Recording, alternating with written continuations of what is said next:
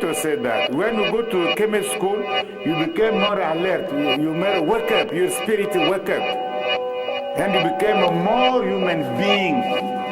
That's your character is built in a school.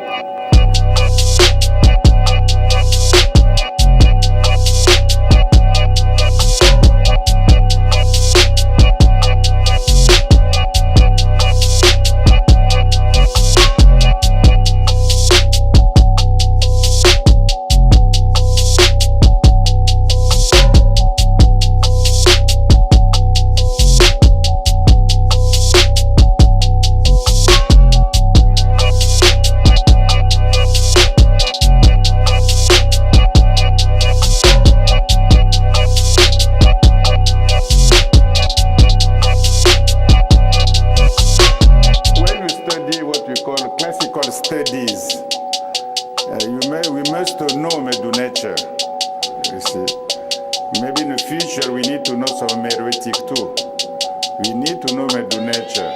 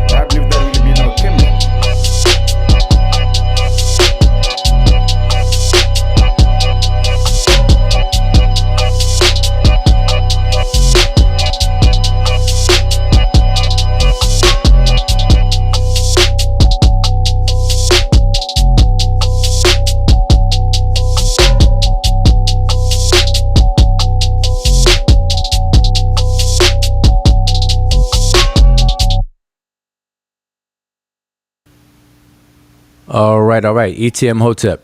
That means welcome and peace. Technically, it is welcoming someone with an offering. You know, we explain that in many videos and archives. But for now, say welcome and peace. Short, peace. What's up? This is your brother Wnn-nfr, and you're tuned in to the Seshew channel, YouTube channel. But also, we are also simultaneously on Facebook as well right now, live on Facebook. So we are live in our Facebook group, the Seshew Medew Netcher Facebook group. So if you haven't joined our Facebook group, shame on you. But it's not too late for you. Join our Facebook group and chime in on the conversations. We're going to, fire up the Facebook group and make it lively again. You know, we've been in existence for quite a while, but then we go through periods of kind of being dormant. And so we want the conversations to continue, people to learn, people to share, ask questions, get questions answered, research together, all of that good stuff. That's what we do inside of the Facebook group. All right. And also on the YouTube channel that you're watching now. So again, welcome and peace. And, so, today is Sunday and we're just hanging out. So we just want to have an open discussion, Q&A. I pinned the panel link inside of the YouTube chat. So if you're on Facebook watching, I'm not quite sure if I can actually see the comments from Facebook just yet.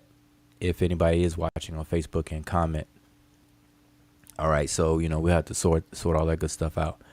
But if you want to join the panel, you have some questions, then please join the panel, because the interaction is a lot better than just the chat. But hey, we can deal with the chat, no problem.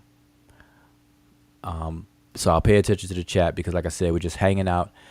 I didn't prepare a presentation to talk about or share any one particular thing. Just want to kind of keep it open and discuss things that you may have questions on or want to share. Now, periodically I do this because I know that on different YouTube channels, different platforms, certain topics about ancient Egypt come up, and or anything remotely related to ancient Egypt that comes up on other platforms and other YouTube channels and other discussions. But what I noticed for a long time is that the way that the conversations unfold on various different platforms is it's very difficult for the audience to really learn and walk away satisfied, or curious enough to do further research, or be set on the right path to do more investigation, because a lot of conversations become quarrelsome, argumentative. In worst case scenarios, people curse each other out, overtalk each other, call each other out of their names, and all of that good stuff, or bad stuff, I should say. And the victim in those instances is the audience. And so what people tend to do, it forces them to just see it as entertainment, and people really don't take the information serious. Outside of them watching in real time. Once they click the YouTube off, that's it. It's a wrap.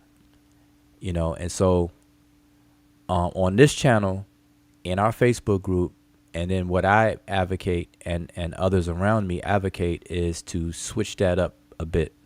It's okay to have fun, perfectly fine having fun and laughs and giggles, but at least set aside some time to do some serious studying and expand the body of knowledge and take it serious as it should be, and we can have fun doing that. All right. So every now and then again, you'll see me go live and just have an open discussion, because if things come up on other platforms or questions or discussions that's still foggy or got confusing because of some other stuff, then we could discuss it. You could bring up the questions here and we'll try to set you straight, or at least address things. So gave my bit of an opening. And if you know anybody who's interested in these topics, and and we talk about anything remotely closely related to Egypt, so don't expect, I don't expect anybody to say, well, why y'all always talk about Egypt? Well, okay, this is our channel dedicated to it. If you want to talk about health, you want to talk about vaccinations, the virus, the pandemic, or West African culture or whatnot, then we can do that too. But there's a structure, order in place, and time for everything. On this channel, we talk about things that have something to do with ancient Egypt. Okay, we don't have to stay strict on any one thing, but try to make it make sense in ancient Egypt at some point. But we can walk and chew gum at the same time, so we can talk about other things as well. But those are for different conversations, different time. And with that being said, I guess I'm not the only one on the panel so far. So let me open up the panel. Now, mind you, the panel link is in the chat. So if you want to join, please join. If not, then I'm just going to vibe with the chat. Okay. Have open discussion, questions, and we'll do it like that. So let me just open it up now. Hotep, Hotepu, Abet E, Rem E, Imiket. And yes, here for the weekend, having that nice discussion. And I wanted to just say that I think somebody did mention early on a different video where they had other people with hearing impediments, like if they wanted to watch the live video. I just realized that since you're sharing on Facebook, it does have the caption. So that's a good place to actually watch if you can't hear, because that you could definitely put the captions on while it's live and not after the fact. So that's good. Yeah, but looking forward to the discussion.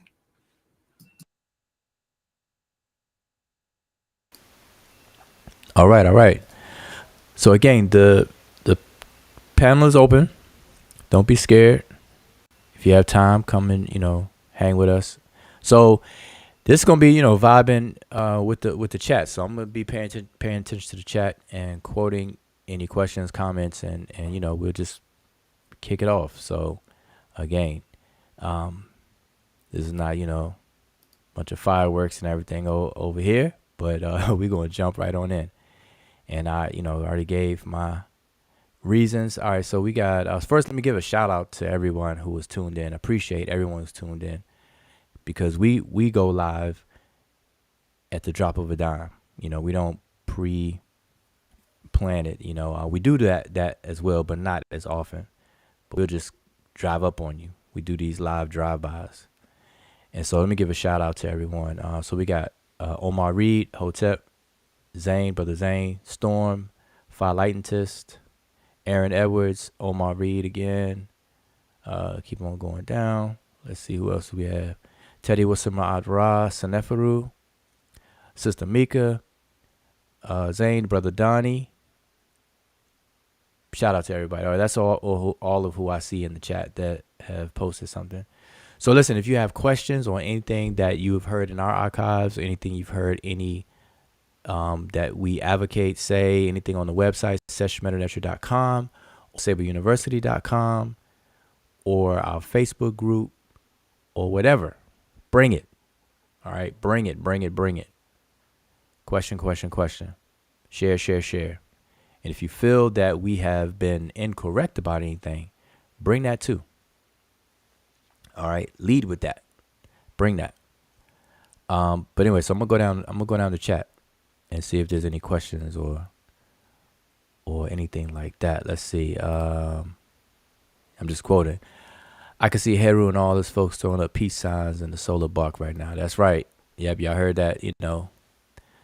Obenga.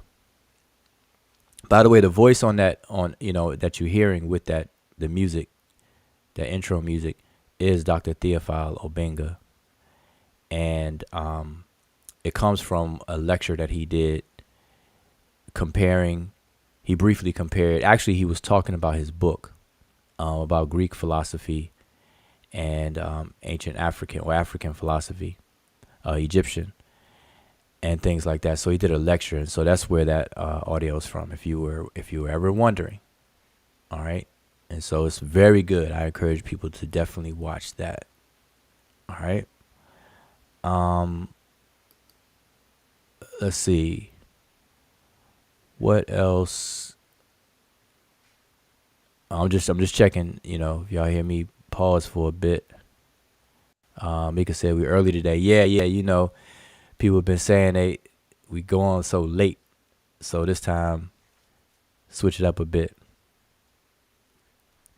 Switching up a bit. All right, so let's see. Five Lightentist, but Wuja will be the bad. Oh, he's talking about writing The Last Dragon universe, but Wuja will be the bad guy in the red glow who learns the right way again and gets the gold glow, the soul glow. All right, Five Lightentist has jokes. Early Sunday jokes. Peace to Afro Ninja. All right, question time. All right, here's a question from Brother Donnie. Any new understanding on Wnn-nfr and the meaning? Wnn-nfr and the meaning. Okay, that's a very good question. What is our understanding of that now? Did we change our understanding? Did we grow in understanding on that? Or we already know Wnn-nfr? But Donnie, are you talking about the epithet of Usir, Wnn-nfr, being his epithet? If so, let me know. Because I think we went over this already, but any new understanding? We haven't discussed it any further than we've already done. So he said, excuse me if I butcher that. Now it's Wnn-nfr.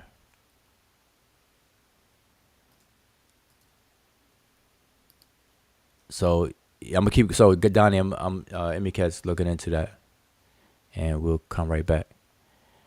Seshew, why was Heru called the living king, and why does it state that he rules over the Isle of Fire is Earth, the Isle of Fire that they refer to. Fire, light, and tis. Heru is the living king. When you understand the succession of kingship, the institution that is of kingship, in the stories, it comes down from Ra to Shu, Geb, Usir, Heru. And so Heru, it ends up being the representation of the institution of kingship. And so this is one of the connections of why you see all of the kings in Kemet, all of them, from the first to the last, all of them will have as their first name of the 5 names would be a Heru name. And the Heru name would be the name that you see in the Surek, which is a palace, an imitation of a palace, royal palace, and the falcon bird perched on top. And then the king's name would usually be inside the Surek image. So it's a personification of kingship, the institution of kingship.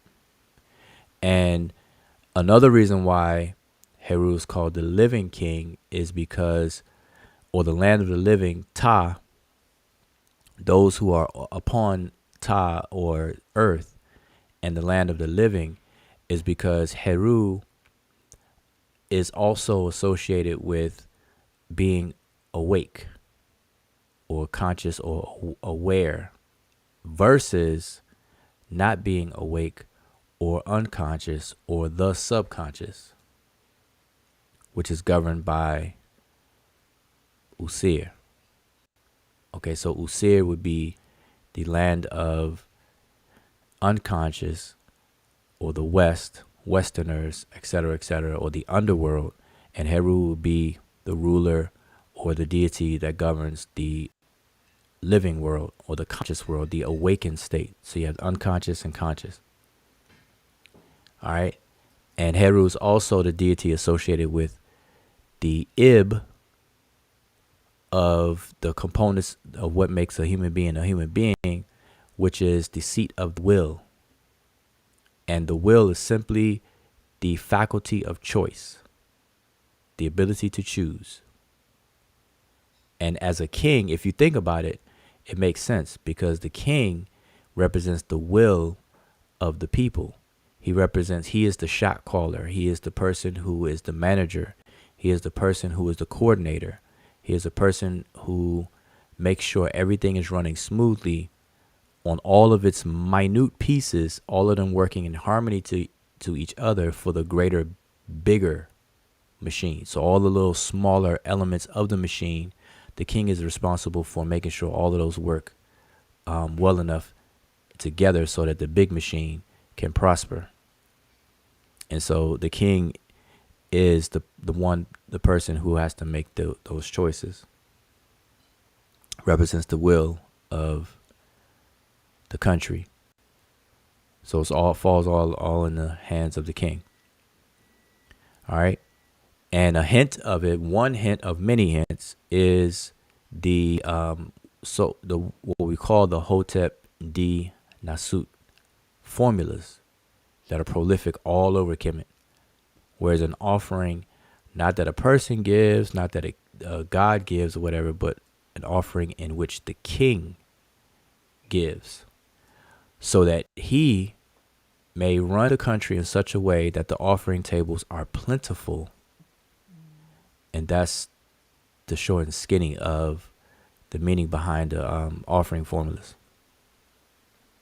You know, we say Hotep di Nasu, Waser neb Jedu, Netcher a neb Abju, di F Peret Cheru, Ti Hinket Ka Apet Sesh Minket, etc. All right. And just in those upper opening lines, Hotep di Nasu, which is the offering which the king gives. And then you list deities. Usually you'll hear Usir being mentioned, mostly, but then you also see Enpu and even Geb at times. And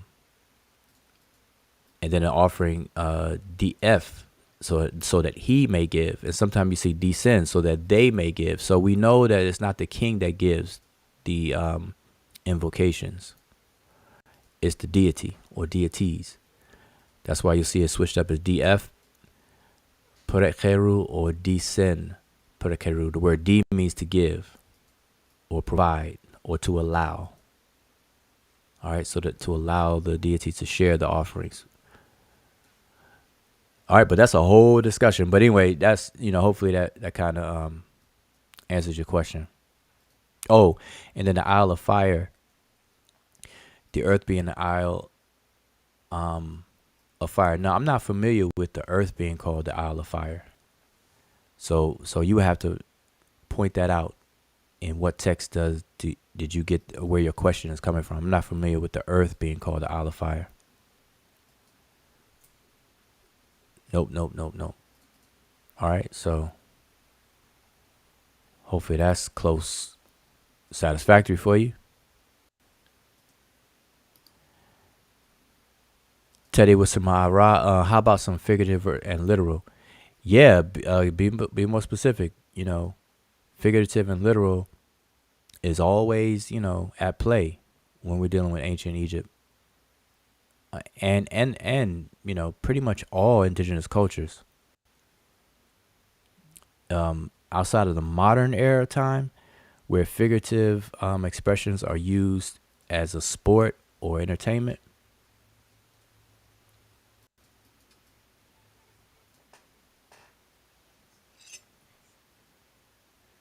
and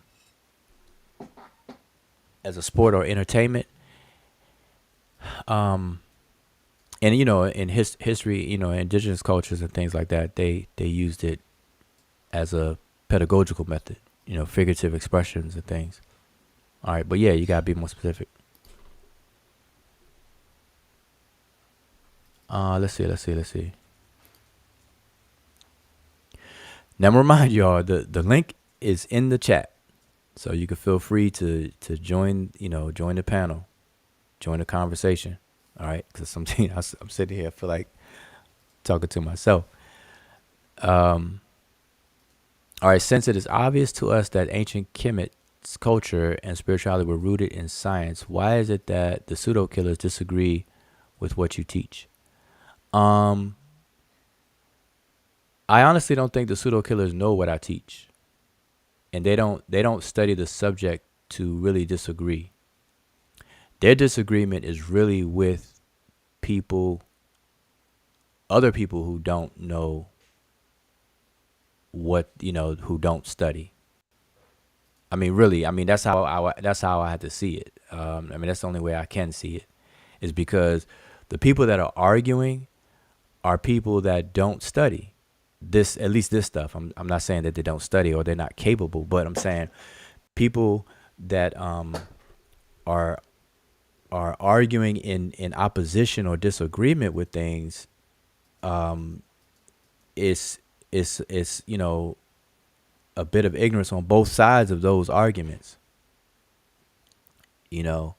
Because to this very day, none of them, meaning the pseudo killers themselves or anyone else, can refute any of the things that I say when it comes to Kemet. Because when I'm asked questions, my answers don't fit the answers of the people that they're used to arguing with. So I'm gonna give you an example. If I'm asked, are the Egyptians black? My answer is not what they're used to. Yeah, they're used to arguing with people who advocate that the ancient Egyptians are black and this and that and the third. See, my answer is that the modern social construct of race cannot be retroactively placed on the ancient world, period. That's an act of anachronism where we're doing that. They had no concept of the modern social constructs of race. And when I say that, that's like the first thing I say. Of course I elaborate, but that's the first thing I say. And when I say that, people think that it's a they will short circuit the conversation, say, oh, well, come on, you know what we're talking about. If the ancient Egyptian were to walk around today on the streets of the United States, would they be considered black? And then they jump to that. And I'm like, well, there's a lot of people walking around the streets right now that we would look at and use lookership and most likely consider them black. So that's like neither here nor there. Like okay, yes, some of them, no. Next. Because really that's at the heart of that argument is really pointed towards people who hear African Americans living in the United States of America, whose recent ancestry comes from the West Africa through the transatlantic slave trade. Those people saying that they're from ancient Egypt and that ancient Egypt is their ancestors and their focus and whatnot. That's who they're arguing against. And I'm not one of those people. All right. I don't think anybody, African Americans are Egyptians, period. I'm not an ancient Egyptian, so that's not an argument for me. So I'm just saying this to say, Brother Wayne, that there aren't too many real disagreements when it comes to something. If the problem is when I do attempt to have these conversations, or in the past on the Pseudo Killers channel, the way that the conversations go is the real problem, not the disagreement with the information, because it's hard to elaborate and actually have a teaching moment when there's several people in the queue to talk and everybody wants to talk, and then you get cut off, and then you got to wait so long for 5 people to speak before it comes back around, so a lot of that has to do with just how things are set up. Okay, so now, unless you want to bring up something specific that you heard that there's a disagreement on, then go ahead and type that in. But that's it. Now let me address this though. When you say the spirituality is rooted in science, okay, we have to understand what science is, and I think that although we use the word science and we throw it around a lot, just like people throw around the word pseudo a lot, pseudo, but I don't think there's a real good understanding of what science is as we think it is. As we think people may have an understanding of what science actually is. And so when I say things like science is a domain of evidence, and then all the tools and methods that are available to allow one to know when something is known, versus math, which is the domain of logic and reason, then it paints a better picture of what these things are and the tools that they provide and how to pursue knowledge, how to solve problems, how to answer questions. And so a lot of people just throw out the word science all the time. And so we say ancient Kemet is rooted in science. Really, first we have to understand that the precursor to science, to the modern discipline of science, is philosophy. And the ancient Egyptians were masters at philosophy. And on the philosophy side, you have your logic and reason. And so even in the Egyptian mathematical papyri that they call mathematical papyri, there are, overt or openly, seen things of logic. It's a domain of logic. So we have this concept in ancient Egypt called Tep Hesep, which is translated roughly as the correct method. But literally, Tep is the word for something at the top or tip of something. And that's how you can remember it. Tep, TP, just put an I there if you want to remember what it means. The tip of something, the top of something, the best part of something. Or we just simply say the best, And then Hesab, which means to count or to calculate, to crunch numbers, to calculate something, to discern. And so Tep Hesab together is the best way to discern or the best way to calculate something. And so they generally translate it as the best methodology. And so Tep Heseb is what the ancient Egyptians focused on. And then they tell you the ways in which they carried those things out. So it wasn't some willy-nilly spooky stuff or whatever the case is. They actually had a method to what they did and how they documented what they documented. And so unfortunately, the documentation of information done by many indigenous cultures is in a figurative way. So what happens is, like for example, we today we can discover. I'm just gonna say it, I'm just gonna make this up, right? But I'm gonna use real words, real things that are being looked at.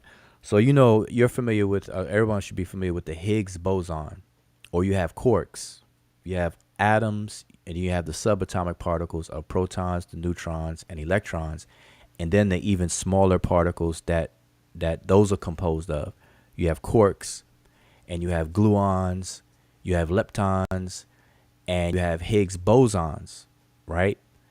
Well, we can discover those things or calculate those things using math and formulas. But then when we document it, we can document it in a way to where we're using figurative language, not to be taken literal. And we could choose to do that, but in modern times, we don't really do that anymore. We'll just tell it to you straight. We'll say, okay, here's what a Higgs boson, or here's what an electron does. It orbits the nucleus of an atom, and the nucleus is composed of protons and neutrons.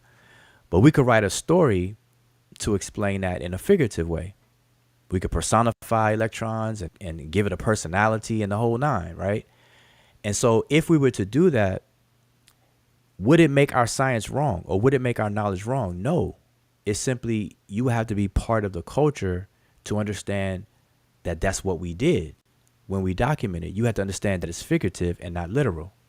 And if you're part of the culture, you're going to know what the reality is behind the figurative language from the get-go, because you're part of the culture. You're influenced by it. But if you're from an outside culture and plus like thousands of years removed from that culture, then yeah, you're not going to get it. And that's what people are doing with ancient Egypt so many times. They're looking at these texts and they don't know how it was encoded in figurative expressions. So they're reading it as if it's literal.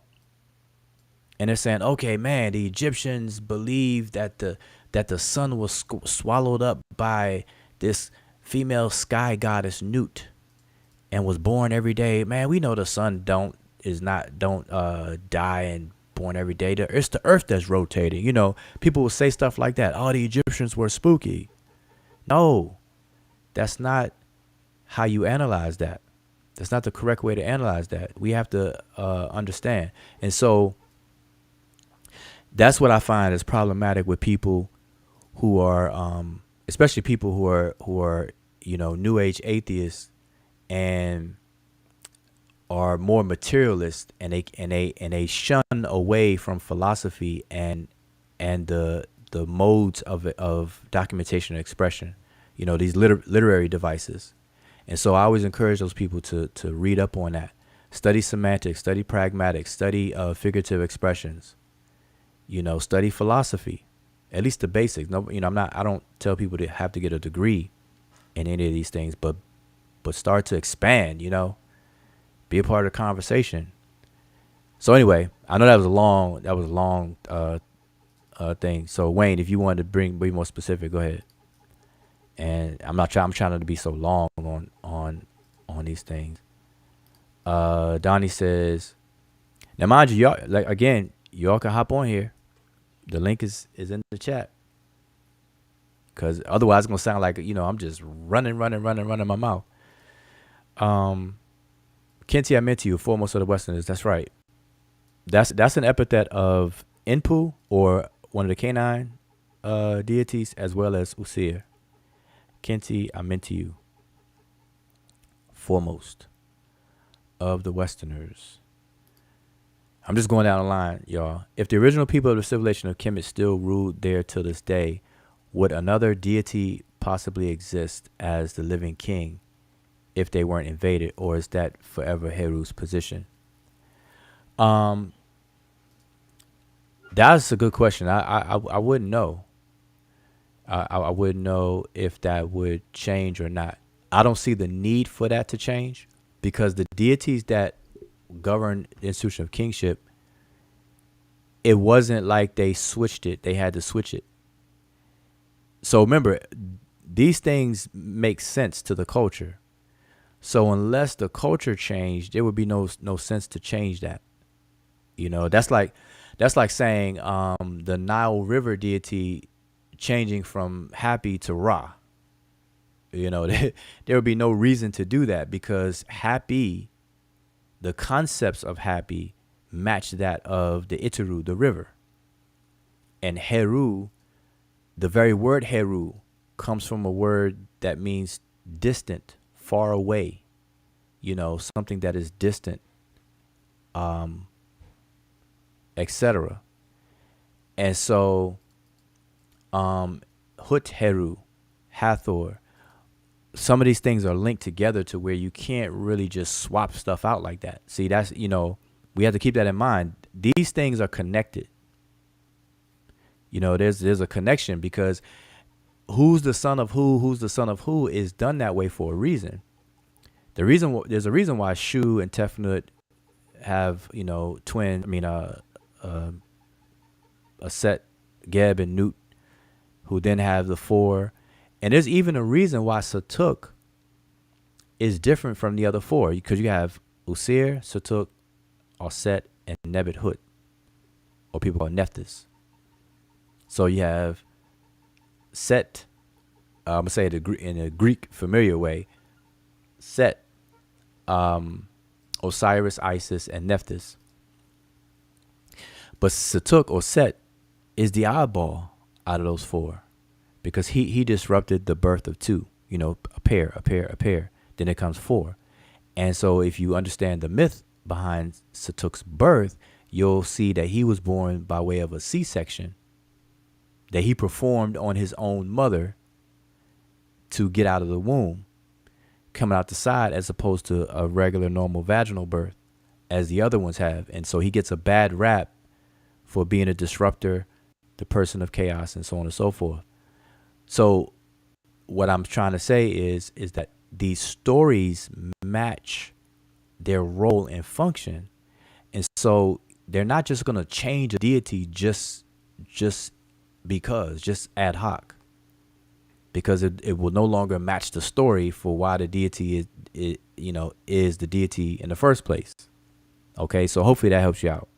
So it's not about just swapping deities like that. All right, because I'm gonna tell you, the Egyptian gods are not some spooky fantasy fairy tale belief stuff. It's not it's not like that at all.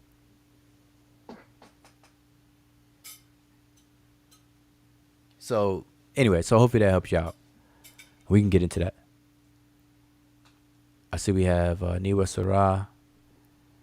And welcome. Peace. Before I move forward, let me welcome Niwa Sarah on the. Hey, peace to the chat. Peace to everybody in the panel, on the panel and in the chat. All right, you got anything jumping in, or you just? No, I was just saying peace to everybody. No. Okay, all right. So I'm just gonna keep going down the list real quick. Let's see. Aaron Edwards, during the last after party, Asar said best is West African. Can you elaborate on that?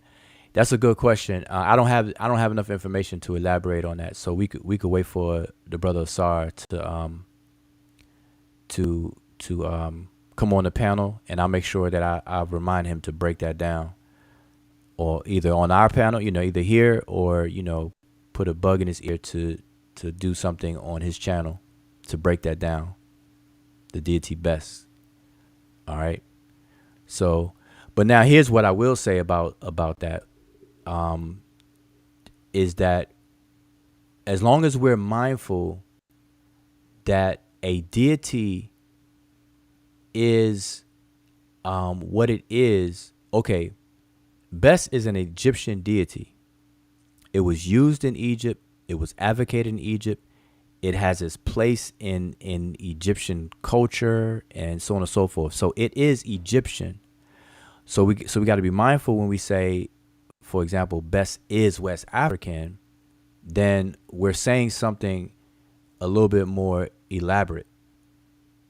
All right, and the reason why I'm saying this is because people will tend to listen or see that statement, a statement like that being made, Bes is West African or Osiris is whatever, then, but they don't throw in like originally, or that, you know, the concept of Bes may have been conceptualized in West Africa and then it was, you know, adopted by the ancient Egyptians and whatever the case is and stuff.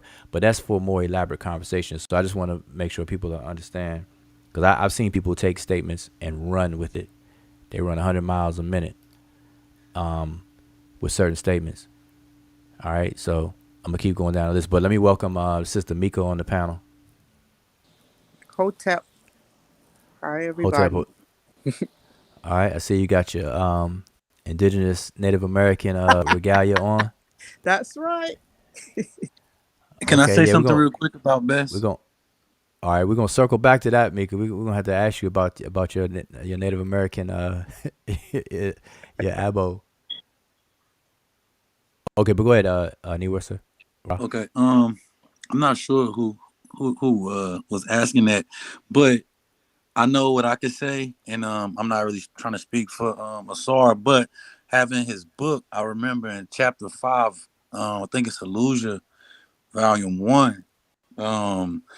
It refers to what they call the crossroads pose, when you have the right hand up to heaven and the left hand parallel to the horizon line. It characterizes the Niombi or Niombo figure, and the Niombo is more of a Congo figure, but it would be equivalent to the Orishas of the Yoruba or the Netters, the Netters, what they call the Netters in Kemet or Egypt. So that pose, I believe, was the link that Brother Asar used in his book to relate those two things. You see the exact same pose. And of course, he probably linked it with in language and linguistics as well. But in his Illusion Volume 1, which is the only book I have, and why I know it so well, I know in chapter 5 or 4 or 5, he gets into that. So, yeah, peace. Yeah, and also to add perhaps some of the similarities that might be said with Bes and some, especially like you said, Congo, because for the most part, I remember with the other presentation that we were doing on the headrests, you know, in Egypt and on and also other parts of Africa, you know, you have especially in Central Africa where you have another deity between different Central African tribes that is also kind of comparable to Bes as well, which is you know, on being shot and also being protective of kids and you know and sleep and things of that nature. So those could also be drawn similarities. But yeah, like you said, you know, you have to understand what is being said as in similarities or from where it originates, as opposed to saying Bes is actually West African in that sense. And just to add one more thing, I just found it. It is in chapter 5 in Illusion, and it just says this gesture is found in the Congo, Cameroon, Nigeria, and has made its way to Haiti via the voodoo. The right hand up, left hand down recalls the anthropomorphic reading of the hand guards of the Mibele e Lulindu, knife of authority, the royal swords of execution in ancient Congo. In Congo, this gesture of swords and Niombo marked the boundaries between two worlds, upper and lower worlds. And yet he was like the protector of children and women, fertility, I believe women giving childbirth. And he would have a rattle in his hand to sort of use that vibration to scare off any type of snakes. So I believe, you know, again, I've read this somewhere, that it's a link between Bes, the leprechauns, what you see, the gnomes, and It may have been a version of the what they call like the Twa people. I'm not really sure, but those are some links I have. My children have a clothing line, so I had to really research best. So that's why I was kind of like on the top of my head, but I was able to find the book and just give that. But yeah. Peace. Okay, good. And Aaron Edwards, if you really want to know about Best, talk to your brother Chief X, because he is best. He is the God Best incarnate. Now for anybody who knows Chief X, he used to refer to himself as the God Best incarnate. So that's just it's a joke. I don't want anybody to take me serious on that. Okay, so let me just keep on going. So yeah, so I recommend, so I'm gonna see if Asar has a presentation already ready for that, just to kind of solo Best out, because I'm sure he already did the work, like you said, in Illusion Volume 1 or 2. He elaborates on that, so it'd be more appropriate for him to expound. All right, so all right, I'm gonna keep it moving. Give me a second here. I'm just going down the chat. Going down the chat. Okay, Fire Lightning, I see you look for the post. All right, peace to the sister Tiffany. Tiffany Teas by Tiffany, or Tiffany T. Check out Tiffany. Brother Damo, peace. Brother Mathis, peace. Okay, Donnie Williams. And mind you all, in case you just joined, first of all, I appreciate everybody who's tuned in. And in case you just joined, this is just open Q&A, open discussion. Join the panel if you want. The link is in the chat. I'm just kicking it. I gave my reasons why we periodically just open it up to have a conversation, And real quick, I feel that a lot of stuff is missed when these topics come up on Facebook or other platforms, where everything gets all jumbled up and real messy. People arguing, talking over one another, and it's unfortunate for the audience to really have some takeaways. So you all could bring some questions up that you may have heard or whatever here, and then we'll try to just answer it or direct you in the right direction. All right, so I don't want to sound like I'm rushing, and I want to answer questions if I know the answer, because if I don't know the answer, I'm quick to say, hey, I don't know. Just like with Best, I have a lot that I could say about Best, but to do the conversation justice, that's why I say, I will ask Asar, because the brother referenced Asar mentioning that, and so I'll ask him to present on that. All right, so let me keep going. So question, can you actually show Tep Hesep in Medew Netcher? Never seen it, and or a link so I can see it for myself. And the answer is yes. Of course, Donnie, you know that we stay ready on that, on stuff like that. So give me a minute, though. I'm going to pull it up and do that. All right. So, matter of fact, Emicat is going to hook you up in a hot second. All right. So give me 1 second here. And before you know it, matter of fact, countdown. 3, 2, 1, and should be there, but I don't see it. Why don't I see it? I'll try to share again. 1 second. All right. Having technical issues here. And there we go. So, Donnie, you asked that question. Let me point that out for you. Go ahead, Emicat. You might as well go ahead. Okay, so Tep Hesep. So you'll see it here. It's 2 words. So you have Tep, which would be the profile, heading profile, and then the single stroke, and that's a biliteral Tep, and then Hesep. And, that's used to describe either correct method, reckoning, or, correct counting, anything in that semantic range. And this is another way that you probably see it, when it's spelled out. This is where the second phrase is actually spelled out. And then you have that Hesep. So that's it. If you haven't seen it, I know we do find it on what are the famous dailies? You can find it on his the daily of Etison. If you know about that, you can find it on that. I'll probably show it if we have time later.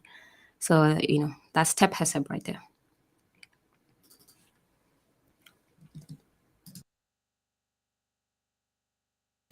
Okay, so see how quick that was. So Donnie, hopefully you'll see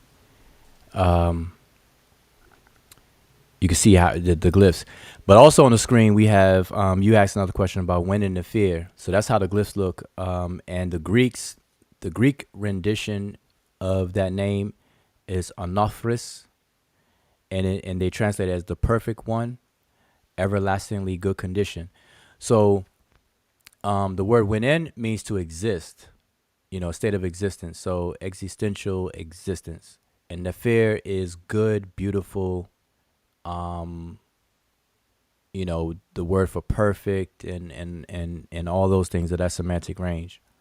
And so this is why you have the translation as the perfect one, or he who exists perfectly, things like that. Or the existence of a best condition, good condition, and so on. So that's what the term means. That's the first one up there. And then you also have something similar, Netcher or Netcher. And this is also attributed to kings, Netcher, and so on and so forth, which is the good God. And they'll say it as a good God or perfect God.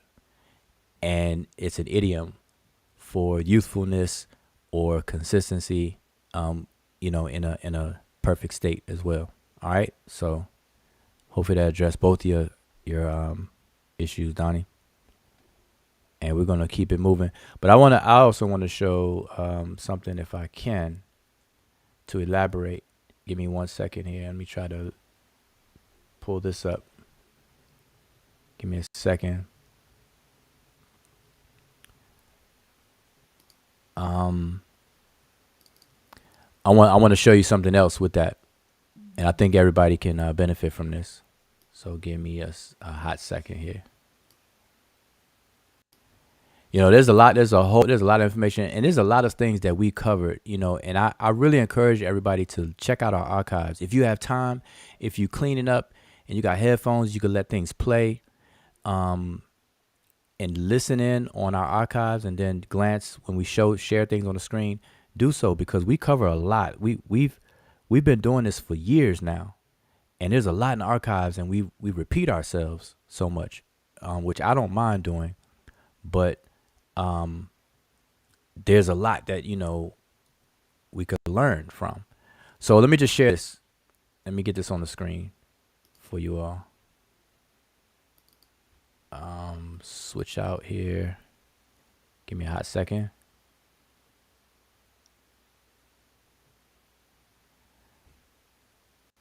If I can find it, give me a second here. Don't see it.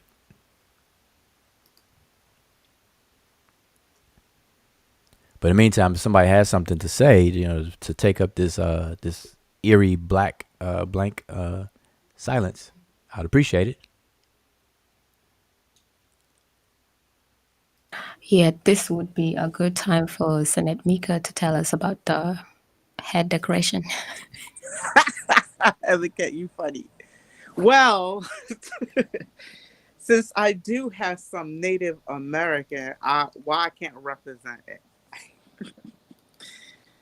So I'm representing my little Native DNA. Nice. You gotta represent 100% of yourself. No, but that's good. So I see there's a question from Teddy Osamatra Sneferu. When will the Seshew going to do a podcast? I don't know about a podcast with us, because we mostly like to discuss things and demonstrate and show stuff.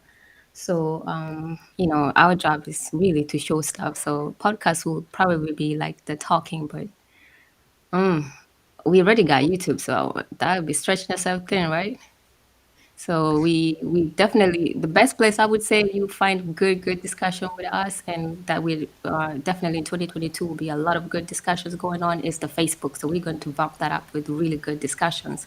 So the link is actually below this video that you're watching right now. So make sure that you're actually a member of the Seshew Facebook group. So that's a good place because our stuff needs glyphs, needs, deep, proper discussion on it. So you will see visuals and things of that nature. So that's definitely be part of the group. And then also, if you haven't subscribed and hit the bell for notifications on this channel, that is also recommended that you do, so that you're able to, get all those impromptu lives that we have. Okay, so I have on the screen. By the way, quick thing. So everybody knows, a podcast is audio. People have changed podcasts to actually video, and they have just totally butchered what podcasts are. So just keep that in mind. So a podcast, what we do is not really conducive for just a podcast because we have to show visuals, we have to show things. So it's best to do it the way we're doing it. Okay, so this is to address something else that I think everybody can benefit from. Donnie, this is also to address what you said. So now we did a presentation years ago called The Scientific Method in Kemet. And this is from that presentation before. So, and we opened up with the Hotep D Nasu formula, but this is the scientific method. So this is the phrase again, Tep Hesep, as Imiket has showed before. And so they translate it as correct method. But what you see here is the transliteration, the Egyptological pronunciation, Tep Heseb, and then the translation. So if you ever see us share information, we try our best to represent those three ways of representing what's in the glyphs: the transliteration, the Egyptological spelling and pronunciation, and then the translation of what it is in English. All right, so that's Tep Hesep. But I want to go a little further. When I originally did this presentation, there was somebody on Facebook that made a claim that was incorrect. So I used that opportunity as a teaching moment. I don't add to the drama. I just simply we just fix things around here, So the claim was that indigenous people did not conduct a study, create a hypothesis, test it, draw conclusions in order to receive their myths. This is what the brother was claiming. He said their words are passed down from the people that was actually there during the events. There's a difference. Trying to marry evolution with our myths is infinitesimal. That was his claim. And so I'm not going to give the whole presentation right now, but I'm just giving y'all a little context of why we originally did this presentation. And so I break down what is science, and I'm not going to read it. You could pause come back to this, pause the video if you need to know what is science. Broke down what is a scientific theory versus what is a fact, and so on. But what I want to get to is, let me just keep going through. Scientific theories and African traditions. I guess the point that I'm making here is the fact that what a scientific theory is an explanation. Okay, if you wanted to equate a word with scientific theory, it would be the word explanation, an explanation of a series of facts. And so everybody does that. And so in ancient Africa, it's not like facts were invented in modern times. That's crazy. So ancient people, all walks of life, they would explain things that they observe and so on and so forth. That becomes their theories. The explanation would be their theory. And theories are not facts. So we got to make sure we understand that. So basically I'm saying that. And then the scientific nature of myths. And notice here that I point out figurative speech. And this is something that I've been talking about for years, that the reason why people have a bias when it comes to indigenous documentation, whether it's oral or written, oral traditions or written traditions and whatnot, is because they come to the table with a bias. They don't think or they assume that the people what they read is to be taken literal, and if it's taken literal, it sounds like a bunch of fairy tales, you know, but it's not literal. And because people don't take the time out to learn the language, one, two, gain insight in the culture, they don't know what the reality is behind the figurative expressions, you know. So and that's the biggest problem. That is the problem that we're having today, which is why you hear people say, so and so people were spooky, or you know, they even got the nerve to say Egyptians were spooky, but they admire all the accomplishment of Egypt, but yet they say the Egyptians were spooky. Like, come on, you know. They really think that Egyptians thought that there was a falcon-headed human walking around, you know, stuff like that. So, and what I point out in more recent presentation, I showed that modern science to this very day makes heavy use of figurative speech or figurative expressions, you know, and I show that, you know, I show that all the time. But anyway, so that's that. But I'm trying to get to something here. So here is the declaration of the scientific method in Kemet. So I'm just going to read this. It says, in Kemet, we have an example, one of many, of the scientific method being used and declared. So in this particular sentence, we have Tep Heseb Nihat Imkhet Rek Netet Nebet. All right. And what this is saying is that, well, I'll just translate it in English. It's saying the correct method, which is Tep Heseb, of investigating nature to know all that exists. The word nebet is the word all, and then netet are thingy things. It's a word for things, thingy things. Netet. This word here. All right, you see it transliterated here. And rek, as you see here, is the word to know, knowledge. And so they had a method to gain knowledge. It wasn't, like I said, it wasn't some drunk sitting on the corner looking up at the sky, smoking a joint, and just writing down some willy-nilly text. These are treatments that the ancient Egyptians did. Now, of course, not everybody in the population, but they had specialists and people who did this kind of work, and they documented it.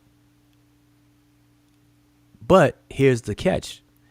They call people who do this kind of work, well, the people who record it were scribes. Obviously, people are familiar with that. But they call people who did this kind of work priests. And the moment you say the word priest, you think of, belief and religion.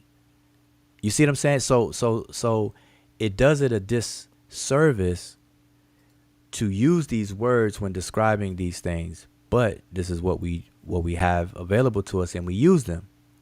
So that means that people got to take more time to study to really understand what these things are and what the people did, like priests. Because there is no word. I'm going to tell you this right now. There is no Egyptian word for priest. That sounds for you like, what you mean, Ujao? You crazy?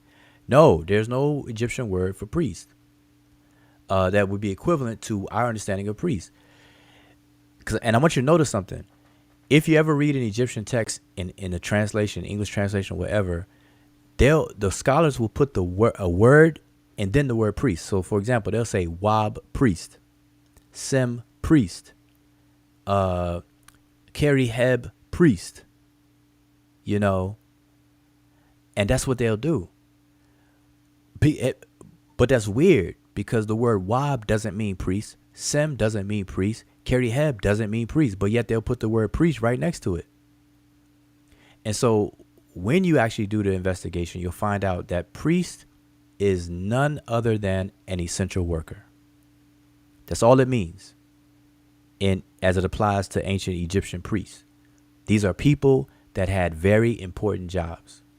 That's it. And they even alternated their jobs. They had regular jobs and then they had specialty jobs. Wab, a person who purifies. The word wab means to clean or to wipe, purify with water if you see the glyphs. But anyway, that's a whole nother conversation. But anyway, getting back to this. So we have the opening statement. Now, mind you, this is coming from the papyrus of Ahmos, which which most people know as the Rhine's mathematical papyrus. All right. And so we have Tep Hesed being there used for the scientific method. All right. So let me go to the next thing. Now, so we could break down. So in the above sentence, the phrase Tep Hesed means correct method or best method. As the above translation shows, the correct method of investigating nature to know all that exists. The word Tep of itself is used as best, preferred. And the word Hesed is used as an account, a reckoning, or computation. What's interesting, side note, FYI, in Arabic, the word for computer is hasab or hasab, which is some instrument that calculates. Like calculators and computers are called hasab in Arabic today. That's a FYI. When used together in this context, the phrase means correct method or accurate method or rules of. The people of Kemet use a set of methods to arrive at rek, knowledge, as you see here. These methods are expressed in various texts and generally correspond to the methods that are now described as the scientific method today. Tep Hesed is a key factor in research as it employs a set of rules necessary for understanding things in all its aspects and phenomena. All right. So let's go through some of them. Break it down the words in this sentence right here. So we have the opening phrase Tep Hesed, which means correct method. The water ripple in is a genitive, which means belong to or possession. So the correct method of. And then we have hat m. The word hat means to go down, to descend into. To descend in. Hat m, to descend into. And used in this context, it means to investigate. Now, here's another FYI side note. Whenever we talk about knowledge and investigating something, we always use the metaphor of going down. Like we say, oh, man, that was deep. That was deep, man. Notice how we use the word deep. We don't say shallow. Oh, that was shallow and mean heavy. We'll say heavy, which is to weigh down. We say deep, which is to go down. We'll say, hey, I'm going to get to the bottom of this. Like, I'm going to look into that. I'm going to get to the bottom of this. You you come home and your children have messed up the kitchen and nobody's admitting who messed it up. And the parent, say, well, listen, I need to get to the bottom of this before y'all go outside and play.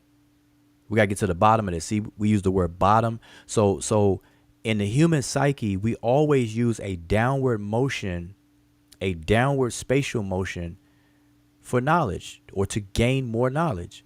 And so the Egyptians are no different. So they use the word hat m, which is to descend down into something.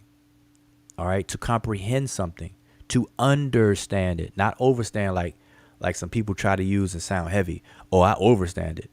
But like, all right, yeah, you keep on overstanding. You keep staying on the surface and you with your shallow ignorance. I'm going to get under it. I'm going to get down under the hood. But anyway, so that's what that means.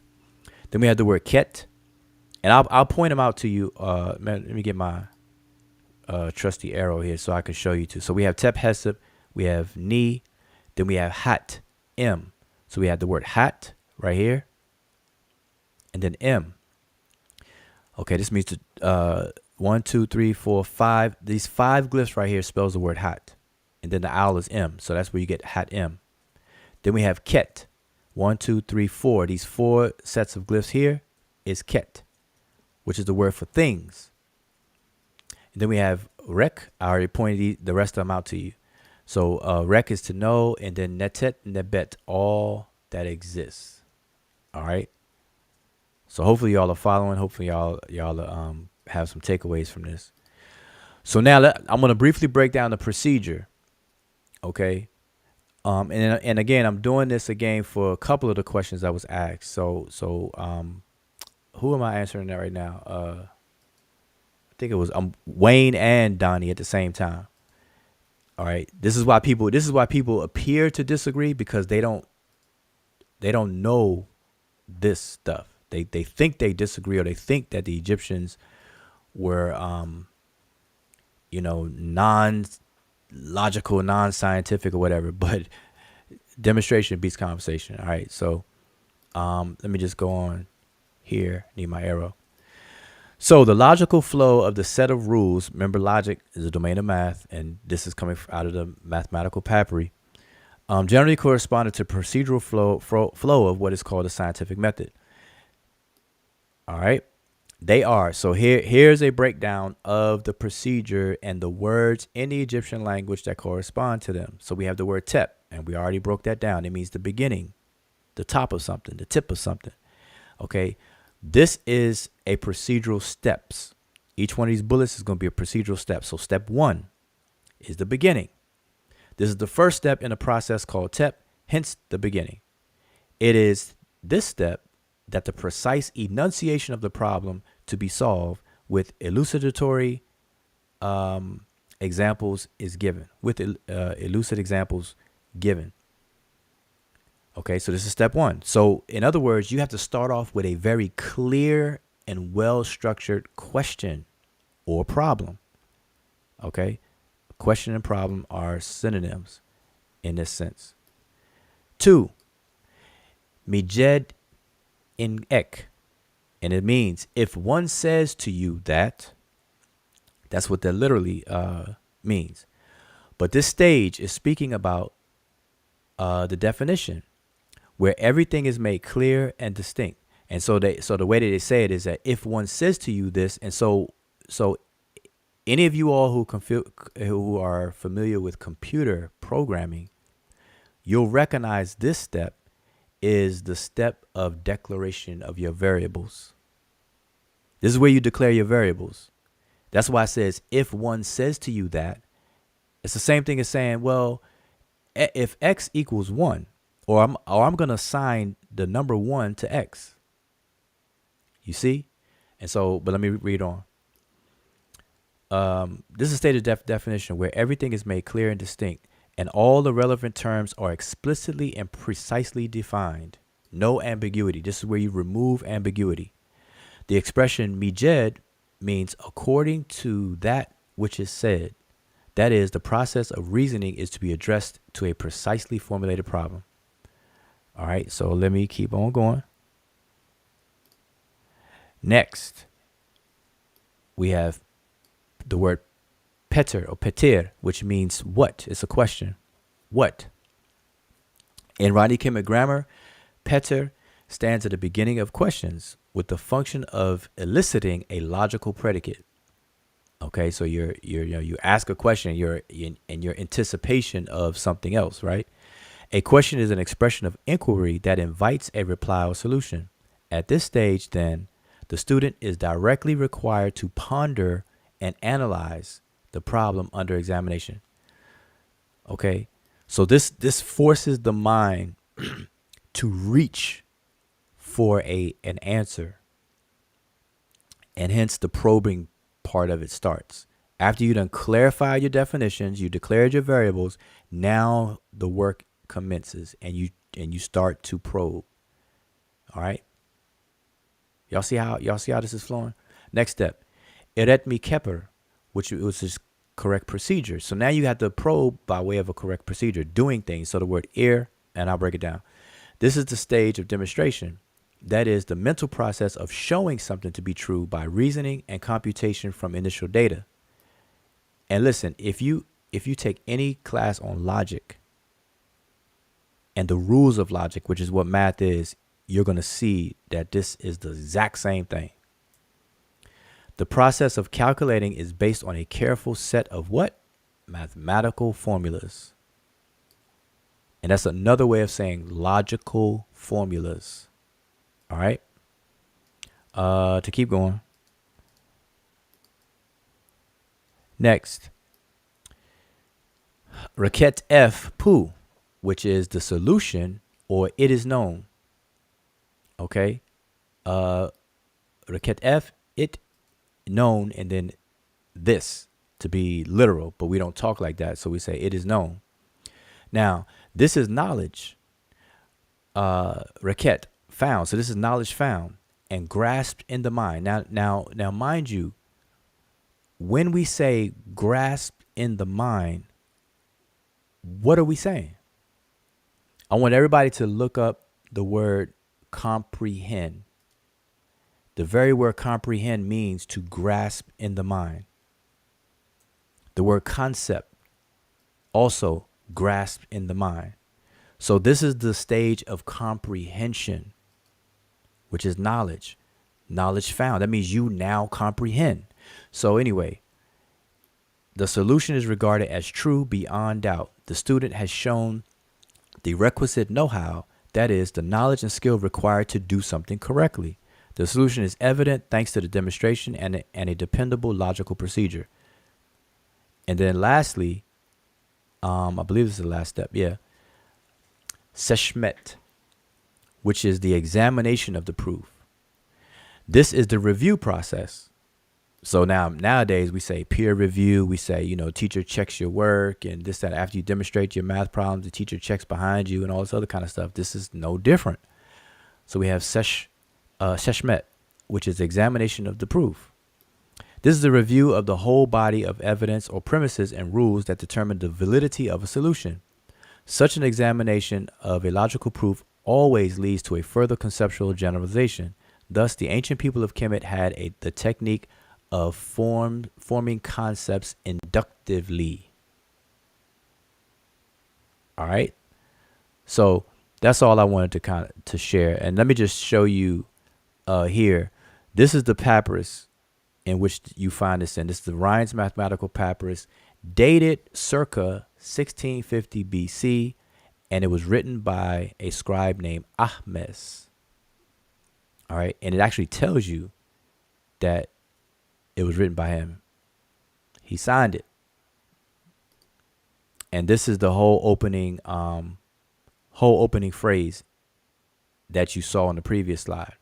So mind you, this is in what scholars like to call hieratic, but it's actually a simplified form of Sesh, Medew, Netcher, or the hieroglyph. And so we transcribe it in the formal pictorial form so that it can easily be read, and its transliteration and its translation. So I'm not going to read the transliteration. I'm just going to read the translation. It says, the correct method of investigating nature to know all that exists, all mysteries, and all things secret. For that purpose, this scroll was copied in the year 33, 4th month of Aket, under the majesty of the king of Upper and Lower Kemet, Wasara. May he be given life. And we see this right here. We say Wasara. And then Diunk, may he be given life. And this was accurately copied from an ancient text produced in the time of King Upper and Lower Kemet, Ni Ma'at-Ra. You see this here.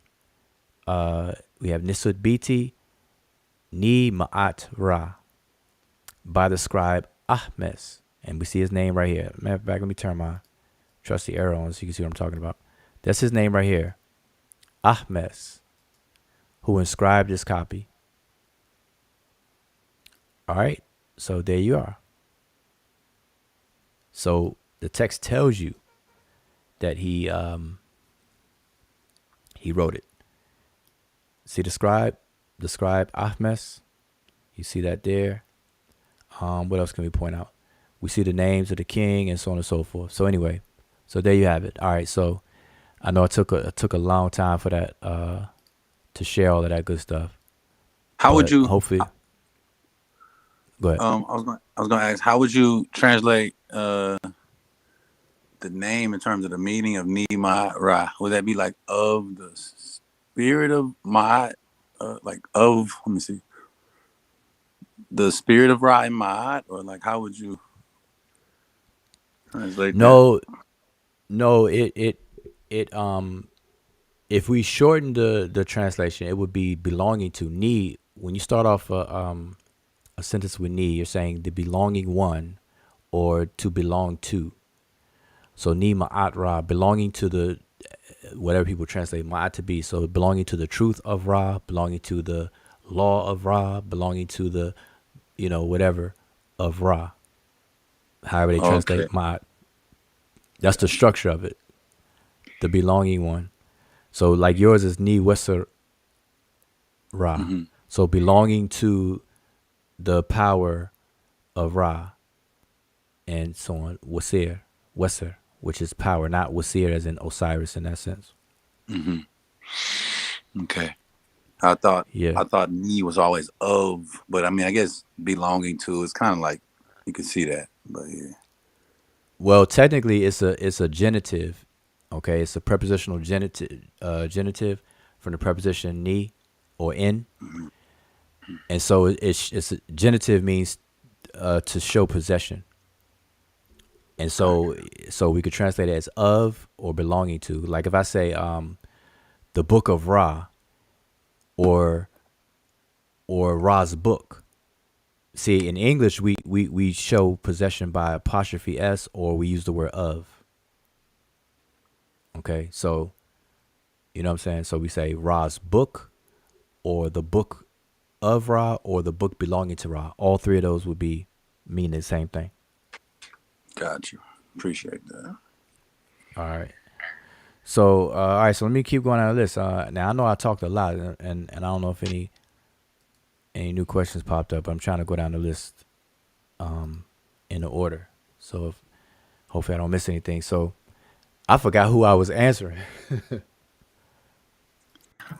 Yeah, but I think that was actually a good demonstration of showing what we've been trying to tell people. Like, because I know some people are actually of the belief that when it comes to especially the heated discussion on African cosmologies and cosmogony, that these ancient cultures, just were incapable of actually pondering and deducing, doing just logic and deduction to figure out the nature of things. And one of the things of phrases that was big use was like these people were just throwing stuff on a wall and see what sticks. But what you just showed was actually that's actually documented. We know that other cultures have oral tradition where the documentation is oral tradition where people argue about that because there's no uh, proper proof or evidence of that as opposed to what has been passed on. But here you have documentation of this culture that shows you that they had a method of finding out all things in nature and figuring out what is unknown, or not what is unknown, what is hidden or difficult, which was the word sheta that was used in that essence. So that there was a method, and they show you the different steps. So it's not like people are just like it was just random guesswork and whatnot, and they could not have figured out some of the basic stuff that some people are having difficulty understanding through that discussion.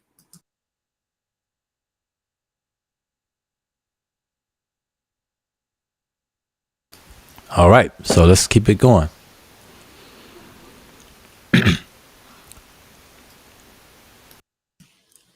Yeah, so there was a question by Sen Donny. He wanted to know if the word Tep Heseb was in the offering formula in particular, and I was letting him know that it's not part of a standard offering formula, but you could definitely find it in stelis where there's an offering formula. So I think I should actually show this right now while you look at other questions that we have in the chat. I could quickly show the stele of Etison, if you can show my screen.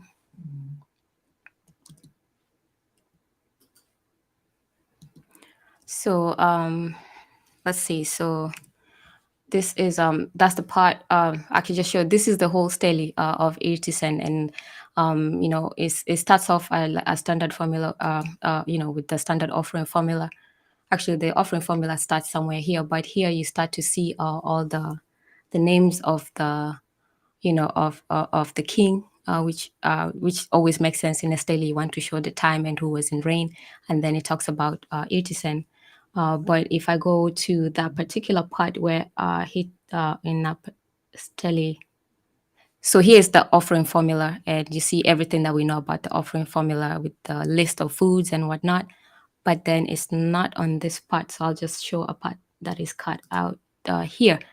So so here is where you see the word Tep Heseb. You actually see it here with Tep, and then Heseb, which was the one that I showed that was spelled out. So you have the raised bread loaf, the heading profile, single stroke.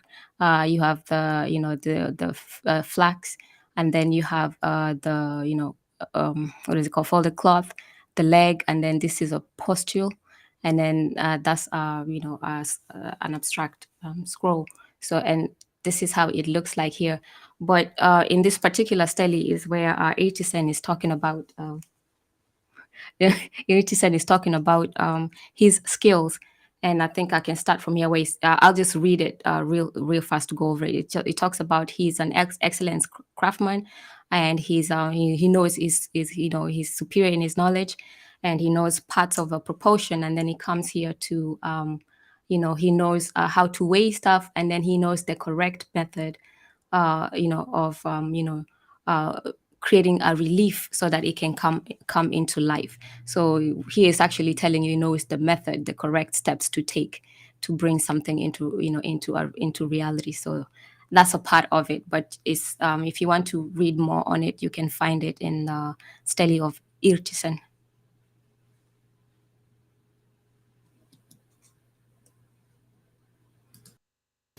Okay, excellent.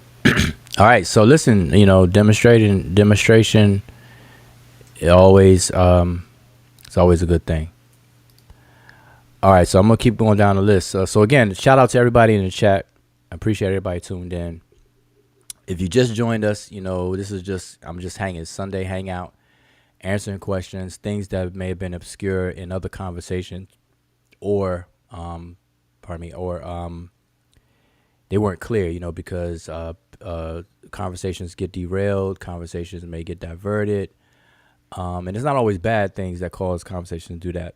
But I always like to do these Q&As or have these kind of discussions to kind of revisit or clarify things. All right, so that's what we're doing, and I'm just going down now. The link is posted in the chat. All right, so everybody's invited. Anybody's invited. First come, first serve. But I'm going down the list in the chat.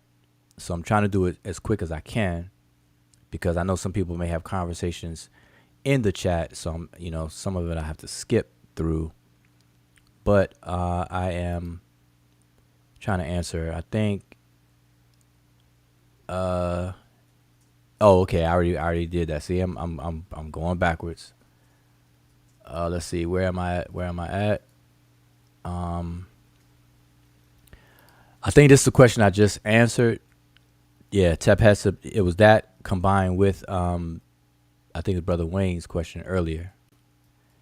And so let's keep going. Shout out, let's see, we got Shefford in the building, Robert Rand. I'm just shouting out people as I see him. Google Scholar, Hotep. Okay, so Philaitis found, he said, chapter 175 of Prayer in Heru, Atum says, your place now belongs to Heru. I have allowed him to dispatch the great ones, for he will inherit your throne on the Isle of Fire. Okay, that's a good one to bring up. And so I'm going to get back to you on that.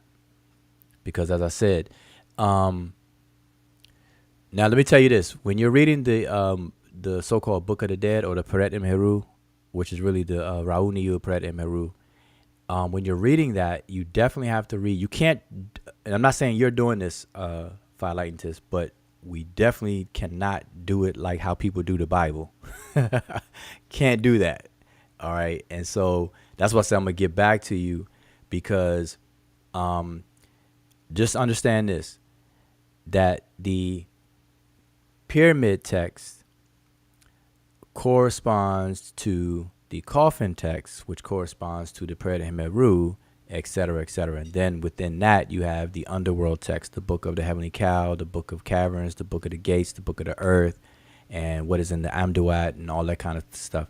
And so certain very specific points has to be understood in the greater context of things. Okay, so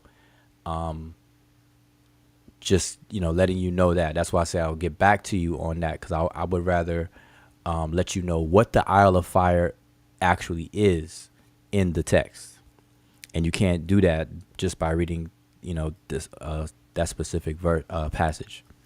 All right, I'm about to say verse. Y'all got me on some Bible verses. I'm gonna blame Mika for that. So I'm gonna stop picking on Mika when it comes to the Bible. I know. Now I'll just be messing, because I don't know. It seems like everybody associated the Bible with Mika. Okay, I let's don't know why. Yeah, I don't know. Okay, let's see. Anything else? I'm trying to keep going down. Keep going. Podcast.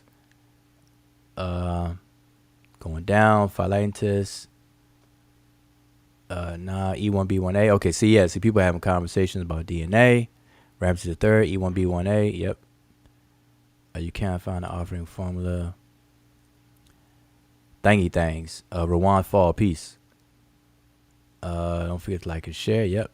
Smash the thumbs up. I Run a Gun, peace, bro. I Run a Gun, boy. Yeah, y'all need to check out I Run a Gun. I think that's his Facebook name too. But if you ever want to know about handguns and training, that is the go-to person.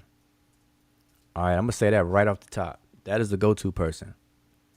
All right, he has some good stuff on that. Videos, how he trains and stuff like that. Really good, really good. Now, I Run a Gun.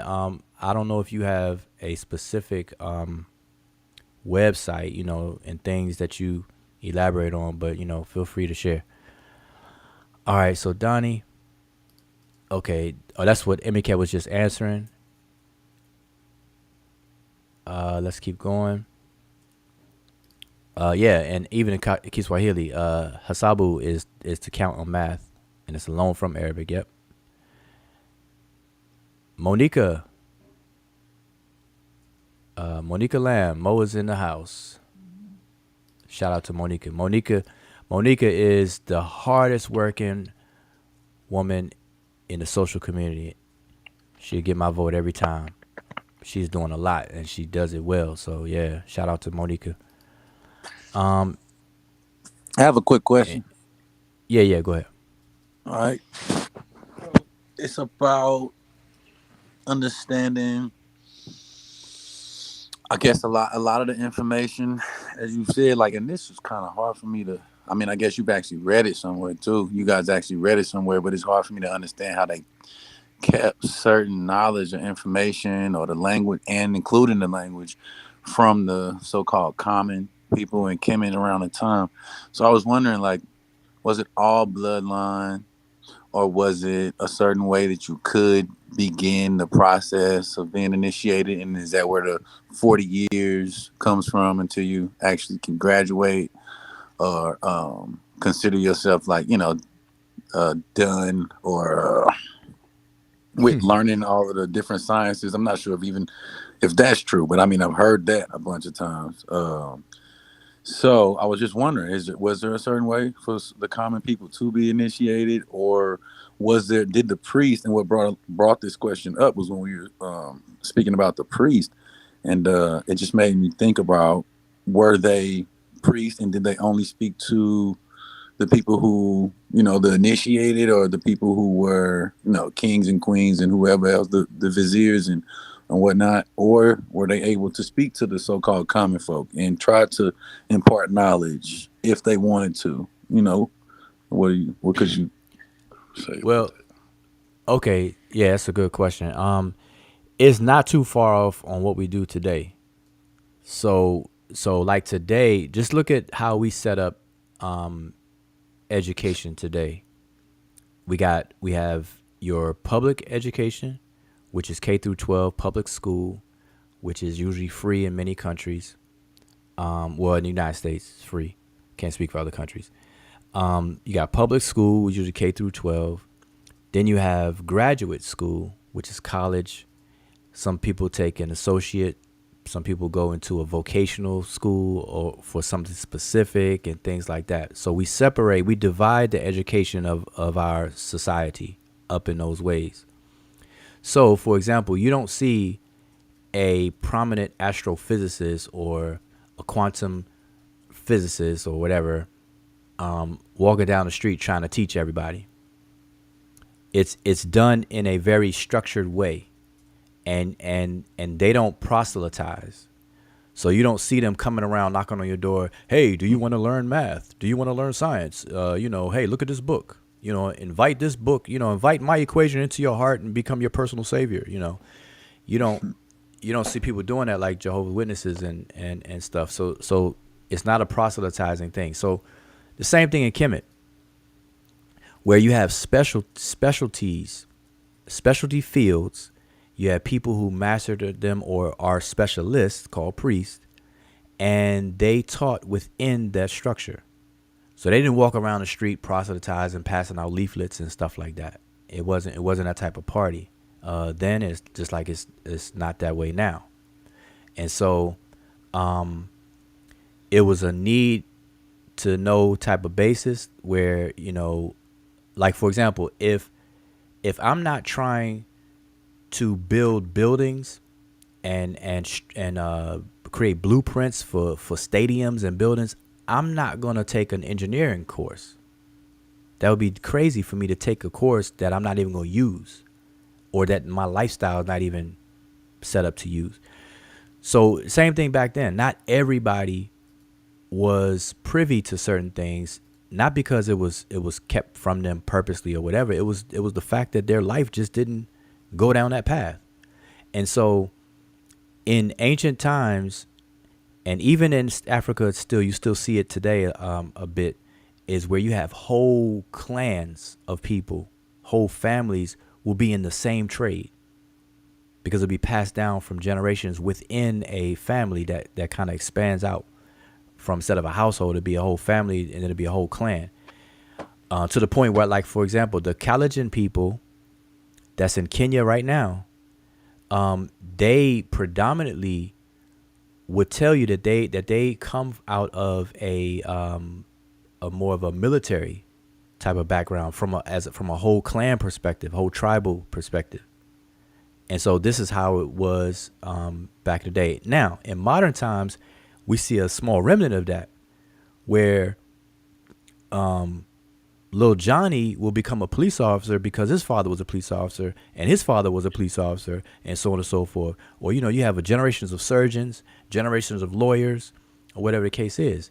That used to be popular here in the United States, where, you get into what your father is. So anyway, I say all that to say is that it's really not too much of a difference in change with that. But now on the other part of your question, the initiatory setting was like an aquarium, where this environment was created to get the best possible efficient education out of. So the way that they taught information is differently than how we teach education today.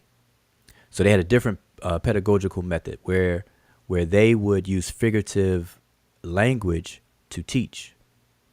And you had to be in the environment to learn the figurative expression and the reality behind it. Okay, so remember, like for example, the probably the most famous metaphor is, I got butterflies in my stomach. If I were to teach a child that, or make that statement around children, that's to teach them the metaphor, but they will also have to know the reality behind it. And at some point, they get to learn what the reality is. And the reality behind that metaphor is nervousness. And I say, well, listen, that little gut feeling you feel, that feeling of fear, when you go to do your book report in front of a classroom of people, that little feeling, those are butterflies in your stomach. And that's how you teach them at first. Those are butterflies in your stomach. But then as they mature, you say, well, no, that's technically called nervousness. That's when your nerves are agitated through what we call anxiety, which is a psychological thing. And then you can start breaking down the whole chemistry, where hormones are released in the body and stuff. You can get real technical as they mature, but you're not going to do that when they're young. You're just going to say, hey, you got butterflies in your stomach. It'll be all right. Go on out there and give your book report. You just got butterflies in your stomach. It's all right. You see what I'm saying? So that's the nature, and it's always been the nature of education, is to gradually educate people. That's why they have degrees. We call them grades, first, second, third, fourth grade and everything, but it's levels of degrees. Even the Dogons have 4 levels of their sacred word, where they have 4 major levels of their educational system, and so on and so on. So, hopefully that helps you out. No, it's a great answer. I appreciate that. I got one more last part. Is Nuke Poo Nuke, is that where they get know thyself from? Nope. That's not No. where it come from. No, Okay. nope. That I know because means that's like I nuke. am that I am or something like that. Yeah, but where they get know thyself from, and I actually did something. I don't think I could pull it up fast enough, but I'll just tell you, it comes from know thyself comes from Greece. Everybody wants to attribute it to Egypt, but it comes from Greece. It comes from the temple of Delphi, the temple of Apollo at Delphi, Greece, where it says, "Man, know thyself." That's where all that comes from. Now, the Egyptian equivalent or corresponding statements is when we find in the text where it says, "Reki im ibi," and that's the word rek, which is know or knowledge. E is the first person pronoun, which means I know, or I am in a state of knowing. Reki im ibi, I know what is within, what is within, ib meaning my mind, and e is first person possession, so my mind.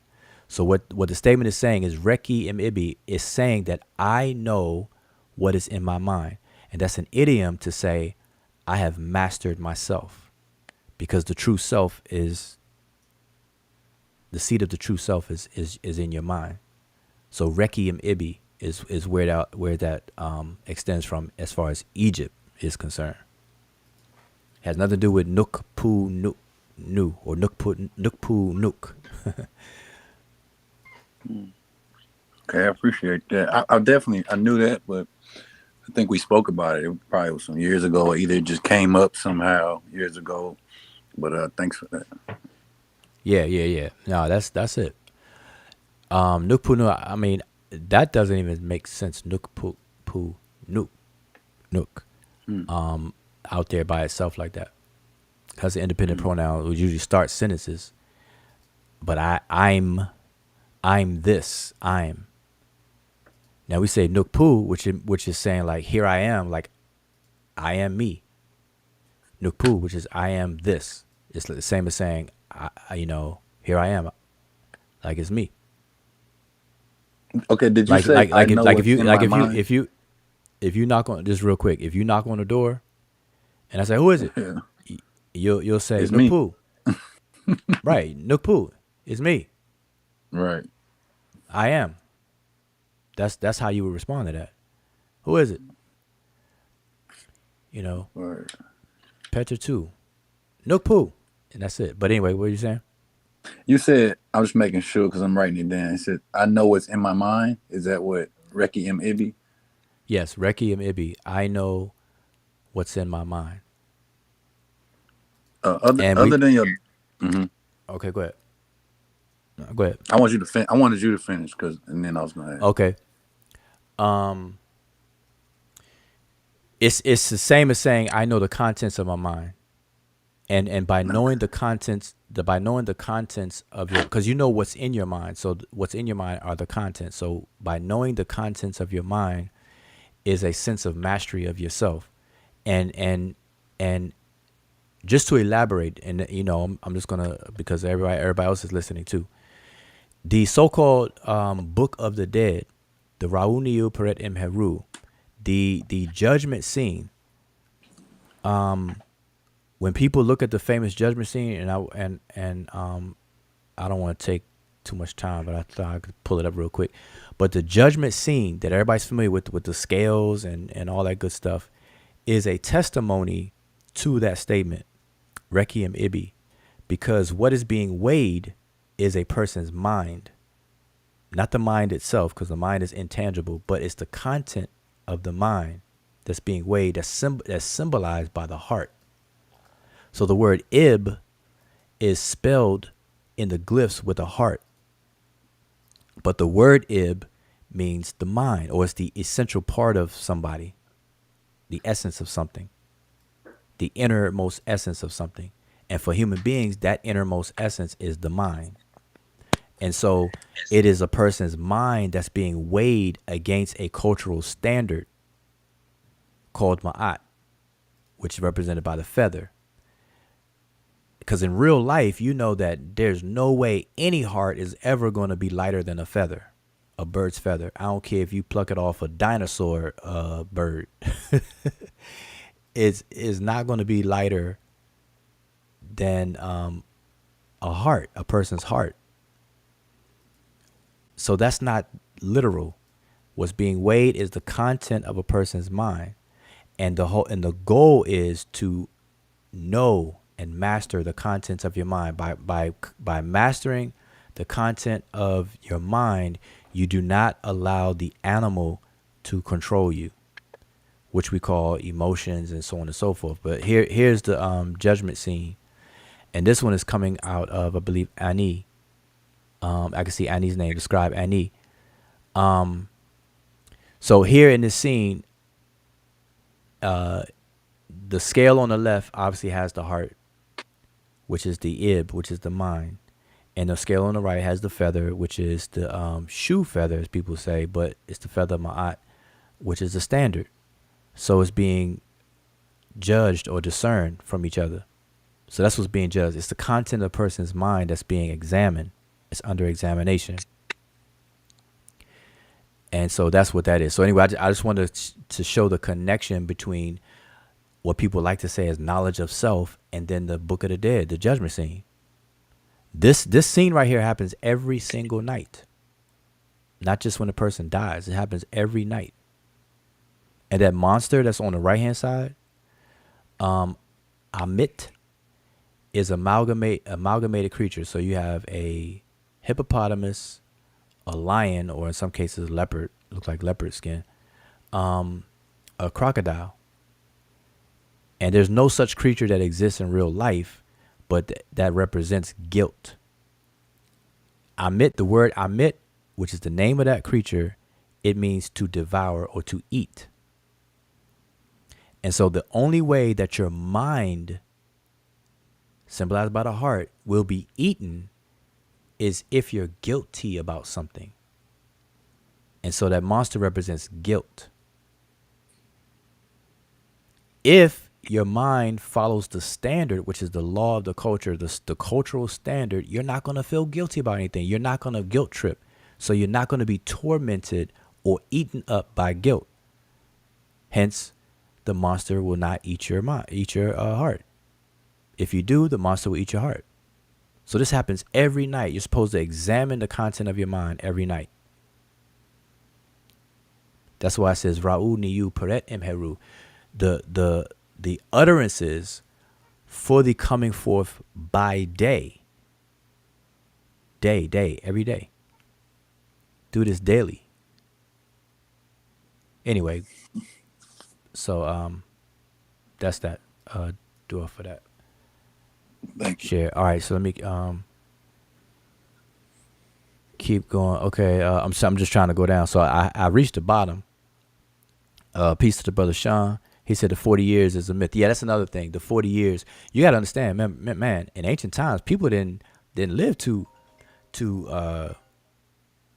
much after. You know, they didn't live too old to be old age. Like if you got to wait till 40 years old, boy, it's a good chance you're not gonna make it. You know, I mean, if you had to wait 40 years for something, boy, you're in trouble. You're in trouble there, buddy. So Wow, that's a myth. That's crazy. Okay. No, I'm saying, think about it. What's the age? What's the life expectancy of people? Think about it. The bones that they know that they dig up, they can tell by the length of the femur or whatever the thigh bone is and stuff. And the limbs, the length of the limbs of the bones, they could tell how old people are. And man, it's not too many people you see that's 60, 70, 80 years old. Right.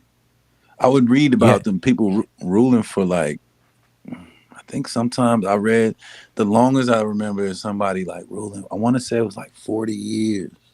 So, or like most of the time it might have been 12 or 20, but I do remember like coming across like the most was like, I want to say like 45 years or something like that. I could be tripping, but Um, and who was it? I can't. It was probably a while back, but maybe they did rule for 45 until they died, and maybe they died at like 50 or 60. Since you had King Tutankhamun, he passed it like was it 12 or something. So I guess yeah.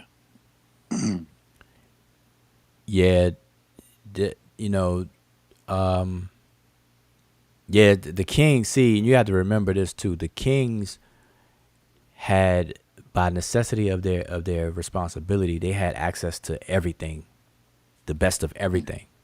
So kings are known to live longer because again they had access to the best of everything, the best of foods, the best of medical insurance, Right.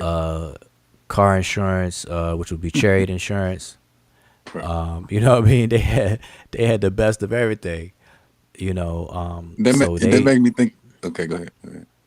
no, that's it. I'm just saying they had the Yeah, best that of make me everything. think So about LeBron James. And that article came out saying like some years ago saying he pays 1.5 million for like just his upkeep on his body in terms of nutrition, in terms of all types of just massages and therapy. So him being able to yeah, last right now to 37, 38, it just made me think about that. So like, yeah, for sure. yeah. That's a testimony right there because if you are making big money like that, a definite percentage should go into your health. So he's doing the right thing. Because being an athlete, believe it or not, like your body takes a beating, and while you're young, it can handle it, but you're gonna feel it later in life, and your knees, your back will go out, your knees will be all out of whack. You get arthritis, rheumatoid arthritis. You get all other kinds of conditions later in life. So by investing, at least while you're playing sports, it'll cut some of that down. It'll eliminate some of that later conditions. So he's doing the right thing for sure. You know. I don't know the details of it, but yeah, he's that's what you do. I know if I was making, 3-digit millions, definitely a million or two is going to be spent on health and all that stuff, healthcare and everything. Easy, Yeah. because without your health, man, no matter how much money you have, you can't take it with you. So, you know. Word. Yeah. Okay, so let me keep going down the line. Now let me remind the chat. The link is in the chat. Link is in the chat. Okay, so Rowan Fall, peace. I wonder if that's Aziz Fall. Let me know if that's Aziz. It's a source. Let's see. Sean says it's a source out there that says 10 years. Okay, I'm assuming he's talking about the initiation, those initiation things. Yep, healthcare 40 would be crazy. See what else we got.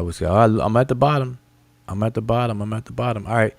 So, King Tut was 18 or 19 when he died. He wasn't 12 years old. Robert Rand. Oh, okay. Oh, you said 12? Yeah, I said 12. Oh yeah. No, I Maybe didn't he hear you say became 12. king at 12 or something. I'm not sure, but it was something. Okay, yeah, I didn't hear you say 12. I thought you were quoting like years of reign, like how long kings reign. So the king's reign. Seti the first is up there. Ramses the second is up there. Reigning for 30 years, and so on. Okay. But like I said, kings are known to live longer, but average person, the life expectancy was a bit lower than that. And then, on top of that, you have to realize that unlike today, where if somebody announces that they're pregnant, it is a default assumption that the baby's gonna be born. Like how we see on social media, people be like, "Oh, guess who's pregnant?" And then they show they're pregnant, or they show their baby bump and everything like that. So people are able to show off their pregnancy, knowing they have confidence that the baby's gonna be born, everything's gonna be okay.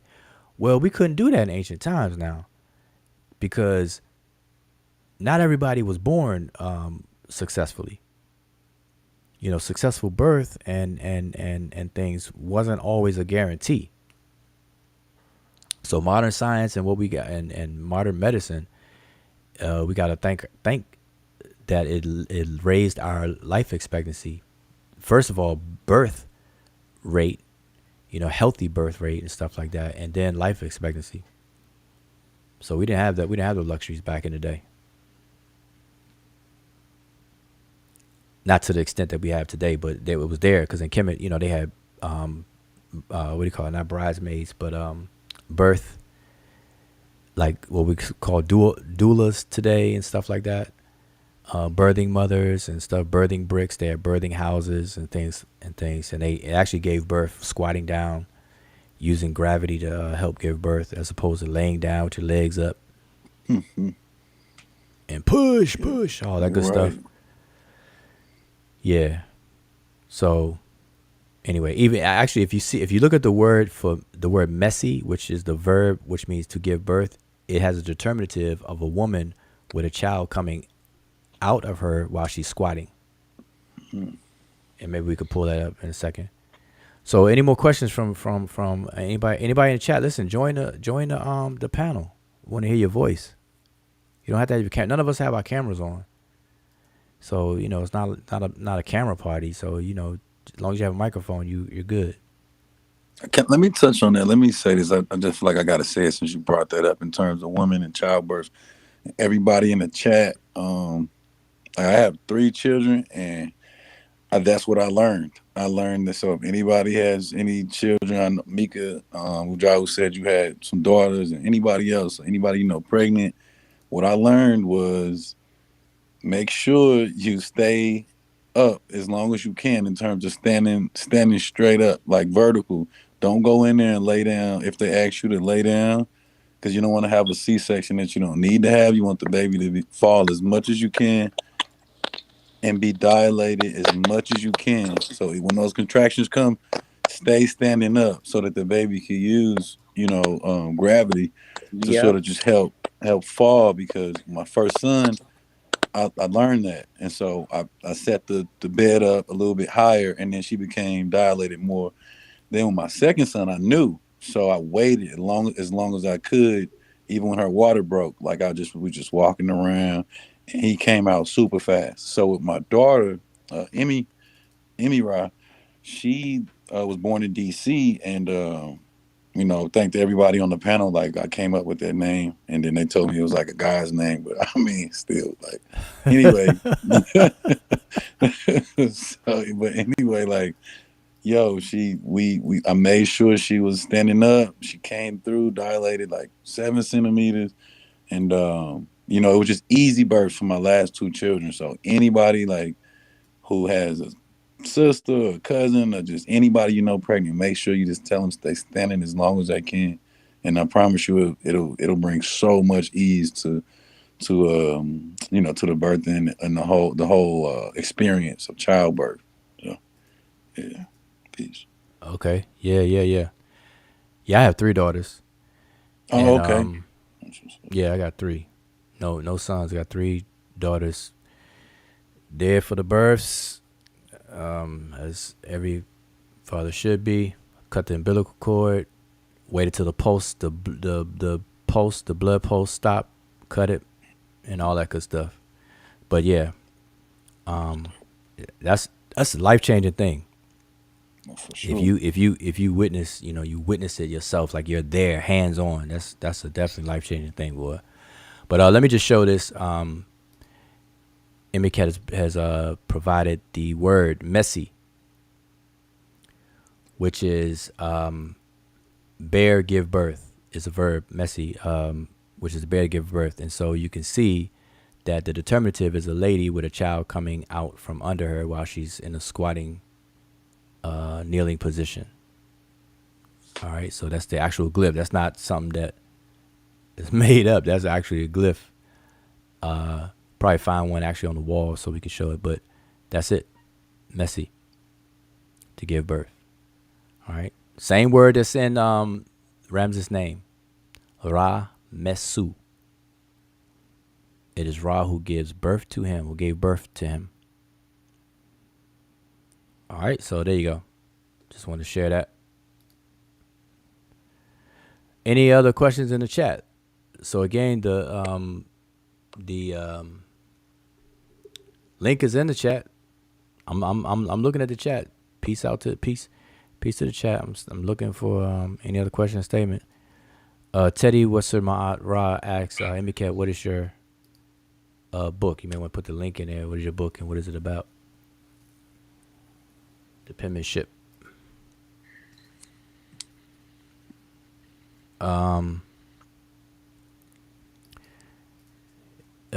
Brother Mathis says, is the umbilical cord supposed to be cut or fall off on its own?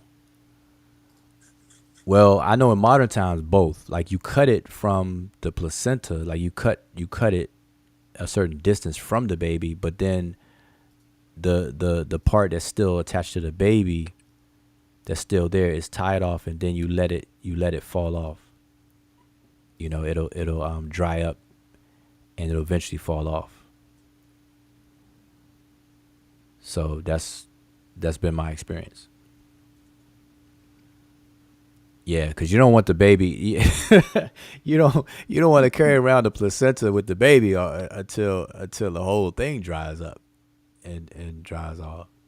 Nah, you don't want to do that. You don't want to Some do that. people do that. Yeah. What? Do what? Some people do that. I heard it. Leave the placenta on the baby until it falls off. Dang. And how long? What's the average time that takes? I had a few weeks. I'm not sure, but I know it's a few weeks. He said Okay, it's more. I well, heard. I don't know how true it is, but I heard it's more healthier for the baby to just wait till it falls off. So, but what would those health benefits be? I forgot. I forgot, Oh, but okay. that's what I heard. Yeah, because I mean, I don't. Yeah, I mean, yeah. Well, hey. It's all the nutrients in the placenta, right? And Right, so, right. yeah, Yeah. so you would get all the stuff that, if the baby's not latching on and you can't get through that colostrum that the mother has in her breast, that the baby's not sucking hard enough or have a problem latching, it could possibly, help replace that nutrients that a baby needs. But I never heard that. This is just me sort of speculating. So all I know is that I know people take the placenta, plant it by a tree, and I know different. I've heard different things about the placenta and different just through over Yeah, a I heard bunch of people years. cut it up and eat it too. Some weird Grind it ass up. people. Yeah, yeah, I Yeah, heard yeah. that too.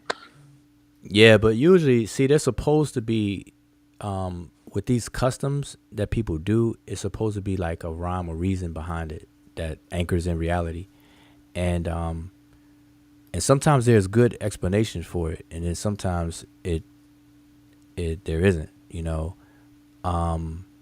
So, like I've heard, like me myself, I for my daughters, their placenta, I buried them and put a baby tree near there, and it was nothing spooky about it except for the fact that it's a marker, for remembrance. So like you can go back to the location where you buried it and see how the tree thrives, and you know that, okay, this is the spot where I buried my daughter's placenta, and you see how well the tree does or whatever the case is, you know, So you went and back stuff like and that. checked it out. Yeah, I have. Is it that work? Is it And does it work? I mean, the tree grows. It's any still different? there. Do you take your daughters there? I did, but I don't take them there. Like I don't do it regularly. So no, I don't. But I did just to show them, just to say, hey, this is where your placenta, and it's an educational thing because you could explain the placenta and whatnot. And all it is organic material that's fertilizing the soil that helps the plant grow more or less. Because you don't have to do that. You could just plant a tree. But Right. putting the placenta there is like fertilizing the soil. The same the way people use Yeah. cow I manure heard people or bury whatever. themselves like that too. Say that Oh Have you yeah, again. heard that? I don't know about that. I heard people like bury themselves like under the tree or stuff Wow. Oh, you mean Yeah, yeah. after they pass away? You mean? Are you talking about when people die? Mika? I think we lost Mika. Cause she said bury yourself. I'm like, that'd be kind of hard. Right. I I don't definitely know heard how. when they. Yeah. I was saying I don't know how you gonna bury. I mean, are you burying yourself, killing yourself, or are you can't die and then bury yourself? So I'm trying to get clarification. What's Mika talking about? Yeah, that's gonna be a little tough. It's That's a kind rough one right of. there.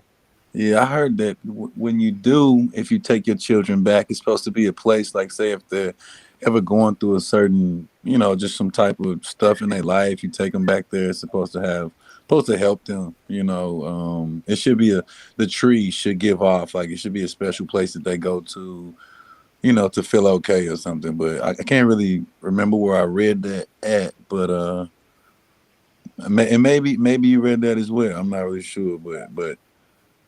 Yeah, I heard that the children are supposed to go to that tree and it'll always be a special place that sort of makes them feel okay. You know what I mean? When Well, they that's go back to well, that would be totally psychological. But I'm saying, I did it just to have right. a point of remembrance. But actually, where I buried them, I don't even live there anymore. So that you got to make sure you choose your spots wisely, because Right. you if you renting a place and you bury it in your backyard or somewhere, and then you move, you can't. What, you gonna knock on the door of some strangers later on? Be like, hey, Right. hey, I'm I got my placenta I'm over there. yeah, I got my daughter's placenta over there. I'm trying to do this little ritual over there. you can you put the dog in the house for a little bit? Right.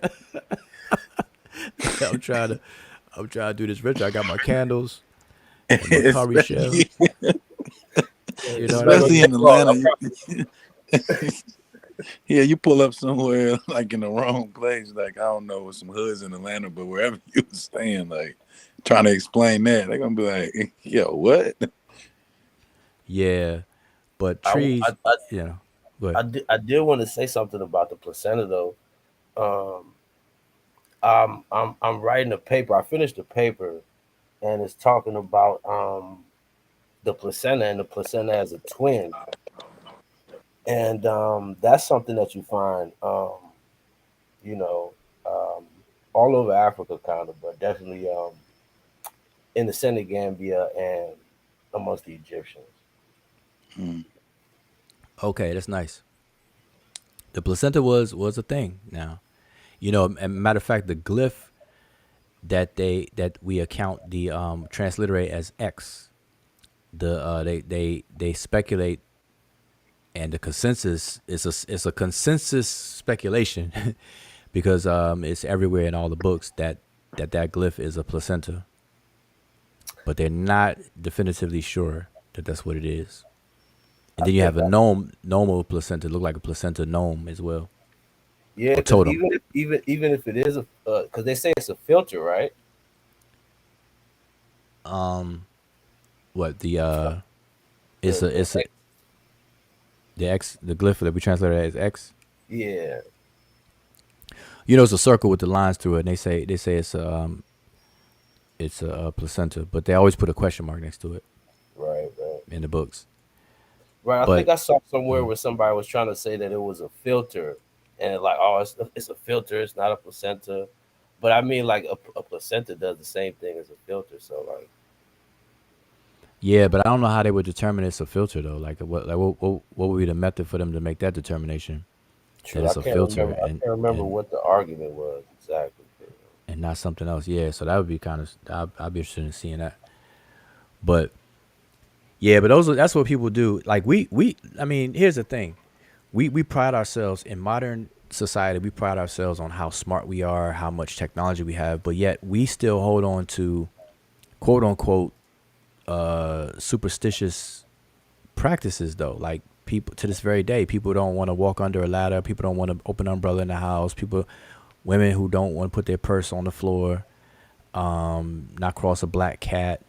You go up in the elevator, it's missing the 13th floor. And that's the craziest one to me because it's not like they skipped the whole floor in the building. They just skipped the number in the elevator. Like like there is still a 13th floor, but they just named it 14. It's crazy to me. But things like that, and even funerary practices. Think about it. Everything about a funeral is for the living. It's not for the deceased person.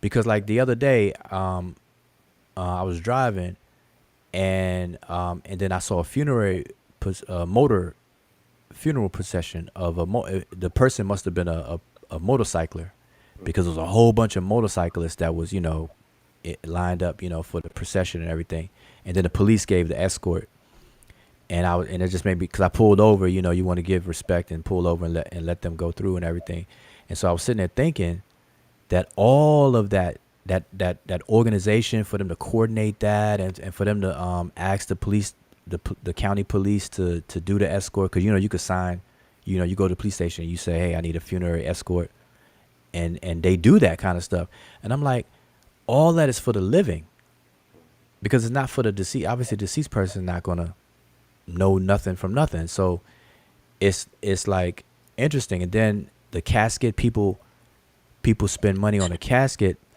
but then they have different prices for different kinds of caskets. It's like, wait a minute, is this like, are you gonna get a Bentley casket, or are you gonna get a a little a Ford, a hoopty, or are you gonna get a Bentley, or a Maybach casket, or whatever?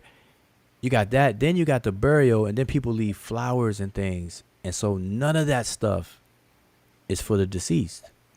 Really, it's for the living, and I don't think people like pause and like think about that.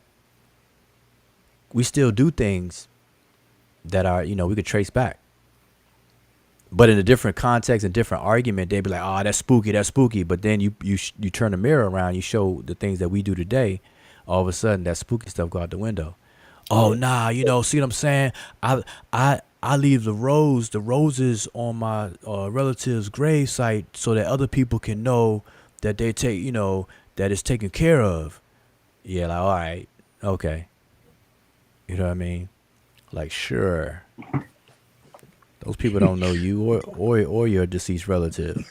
That make me think about when people have parties, these elaborate parties for like 1 and 2 year old, acting like it's for their child, right? Or they dress them up in like all this Gucci stuff, and I'm like, yo, that is for you. Like, I'm like, one time I was working at a school, Ferguson Middle School, and I brought my children up there, and of course, like, I always had like all the phone pods, different nice shoes or whatever, and kids, I knew, they were like, yo, why your kid got on like light up shoes? I'm like, yo, he's 3, and these light up shoes are better than anybody's shoes in here if you ask him. Like, so that's what he wanted. Like, now I definitely got him nice shoes as well, but if I would have dressed him up to bring him up there so I wouldn't look bad, I would have, felt silly. But I'm like, yo, these are the tightest shoes to him. Like, so it just reminds me of people doing that all the time, breaking their neck for like, 1 year old. I'm like, oh, they're not going to remember maybe a few pictures, but this is really for you.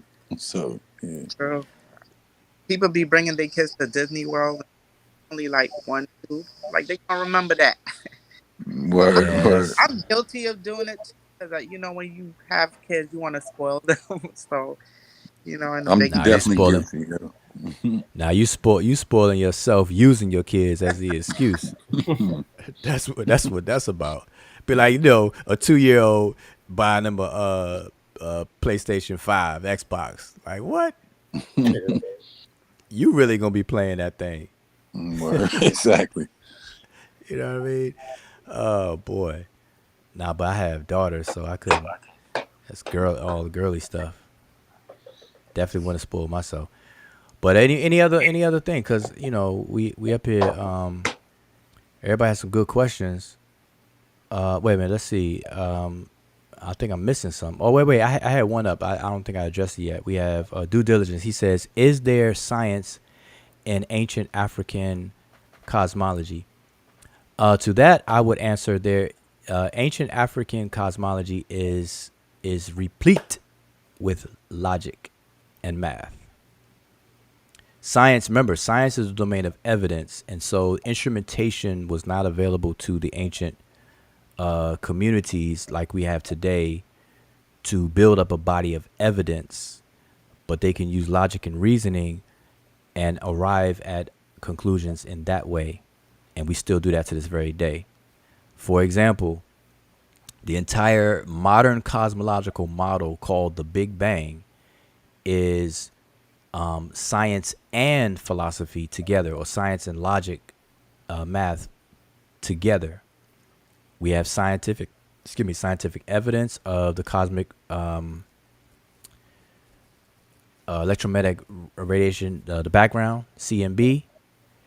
We have evidence now of the expanding universe, how galaxies are moving further and further apart. That was observed, and so on and so forth.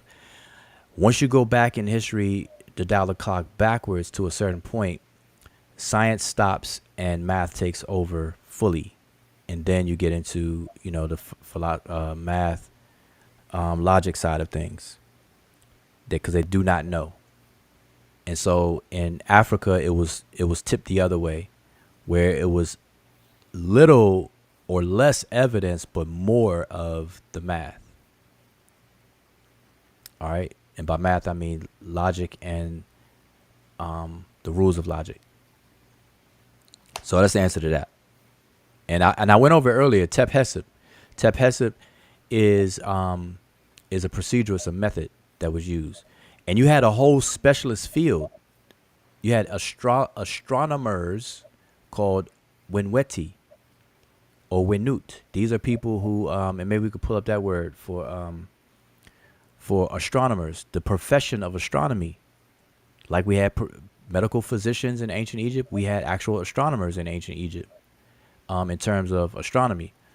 Now, cosmology and cosmogony, which is the generation of order. So we have the study of it, but then we have the documentation of its generation. So cosmogony is the generation of order. Cosmology would be the study of order, things, the structure of things.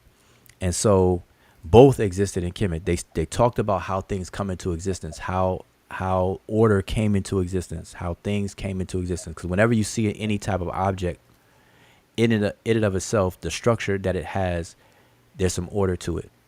If it didn't have order, it wouldn't exist. It would evaporate. It would come in and out of existence, which is what you experience on a quantum level, where you have this quantum fluctuations where things coming in and out, in and out, in and out. There's no stability. It's unstable. Whereas the objects you see around me, your everyday life, around your immediate surroundings, those are stabilized existences, obviously, because the item is still there. And so that represents order or structure. And so they talk about the generation of order, or the generation of the cosmos, the whole. And they talk about that. It's just that the modern scientific consensus on that question is, the prevailing one is the Big Bang. You have the Big Bang itself, and then you have the Big Bang theory, the actual event of the birth of the universe, but then you have the evolution of the universe. And a lot of people don't realize that the Big Bang theory speaks way more to the evolution of the universe and not its actual birth. All right, so I know that was a long answer to that, but is there science in African cosmology? There's more logic than there is science in a technical sense. Yep. Where does that come from? The concept of planting a placenta?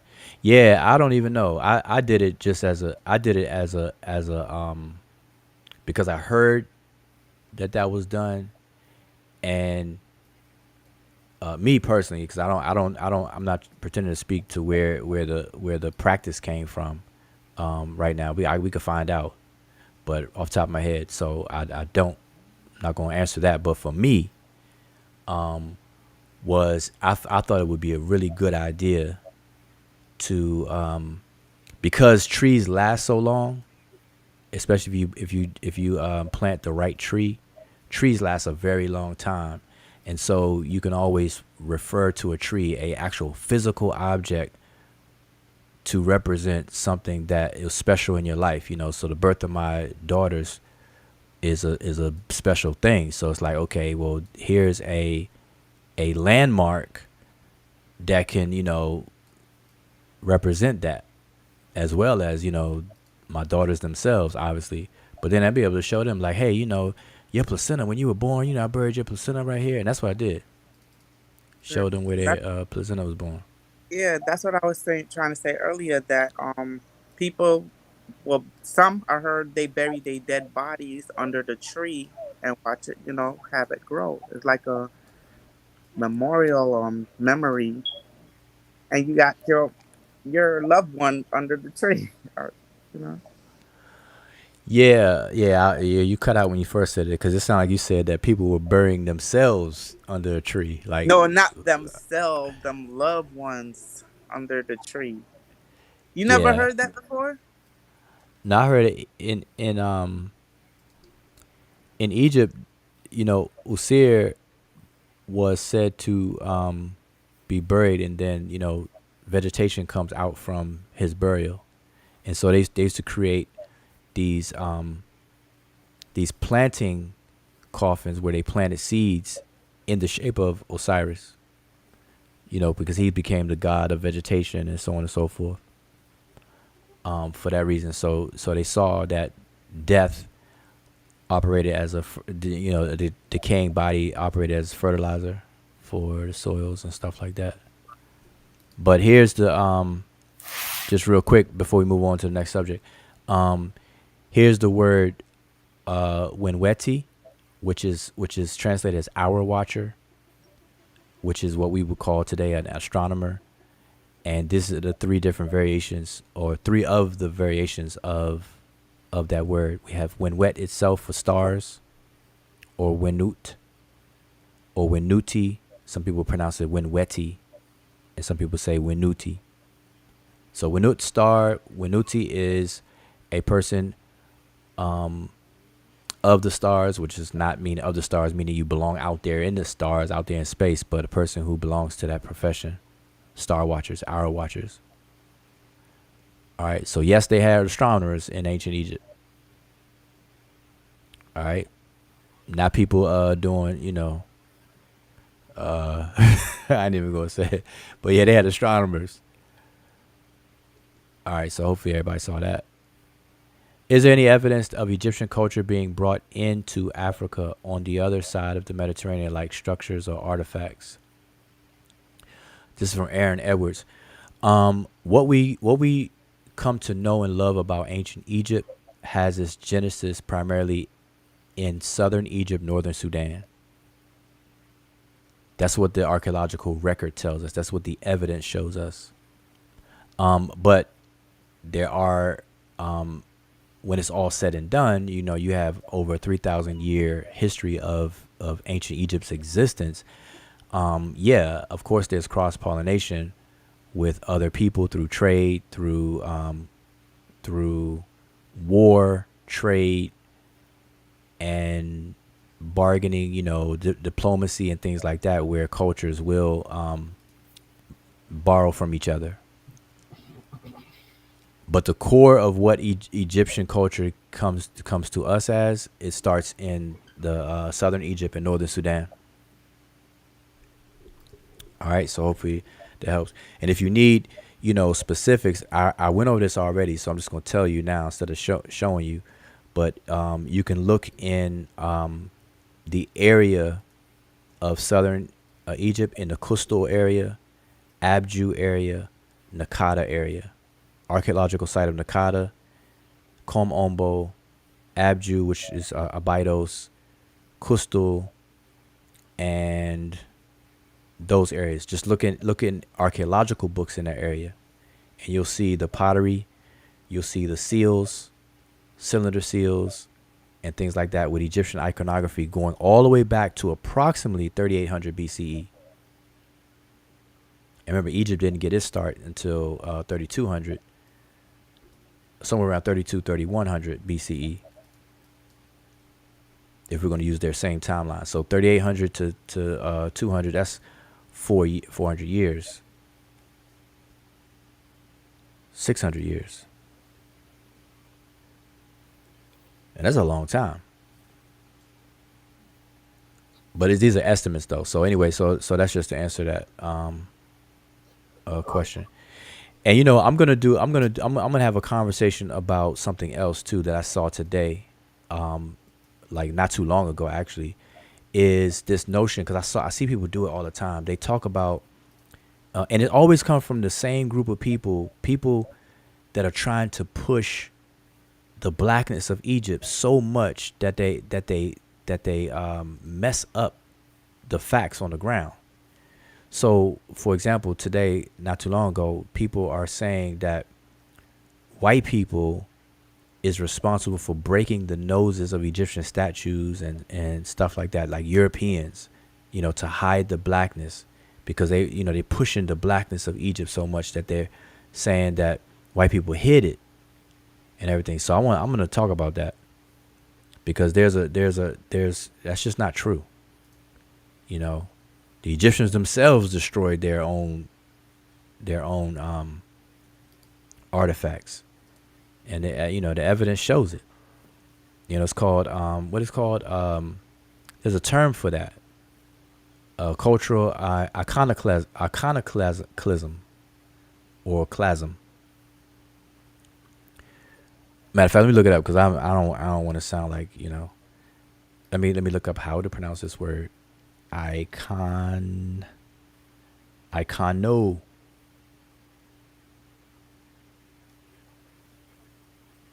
And look, nobody's even correcting me at all. Iconoclasm.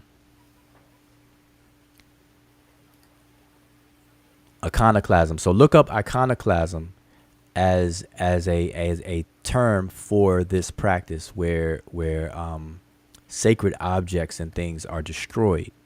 That's what that's about, iconoclasm.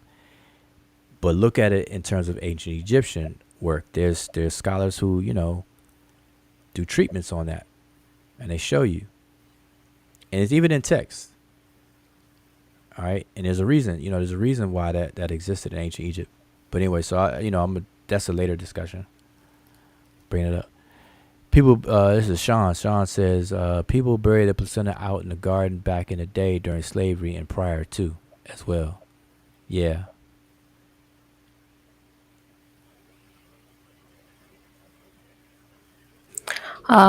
Speaking of placentas, I wanted to say that, because Sean did put another post. I was talking about burying of placentas in different cultures. And I do know that with the Luo culture, we do actually bury it as well. And how they do it is like if you have a girl, then it's buried on the left side of the mother's house, and then if it's a boy, then it's buried on the right side of the mother's house. And usually that has some things to do with the left side, being dedicated to like things that are like not so permanent and things that are vulnerable, and then on the right side is for more authority. And I guess the left side of being not permanent is because women within the culture usually are kind of like, they don't, when it's time for them to get married and they're married off, then they it's almost like they don't belong to their family, their blood family anymore, but you become a part of the family of where you're married to. So I guess that's why the impermanence of it is designated in that sense. All right, well, there you have it. Left side of the house, right side of the house. If it's on the left-hand side of the house, that means you're not going to be permanent, because women marry off and they leave their house and cling on to the house of the man. Right-hand side is more permanent and authority. Okay, I get it. That's it. Yes, there you go. Makes sense. So, yeah, there's different reasons in different cultures. Yep, exactly. So, I know one thing for sure, though. I know in people that I know who've had children, What people don't want is to leave the placenta at the hospital. I mean, even if they don't do a ritual with it or any kind of thing with the placenta, whatever, I know quite a few people who opt to take the placenta with them. They put it in a biohazard little bucket or container, and they let the mother take it with them, to dispose of it as they please. Some hospitals may not allow that. I don't know, but I have a lot of friends that at least did that.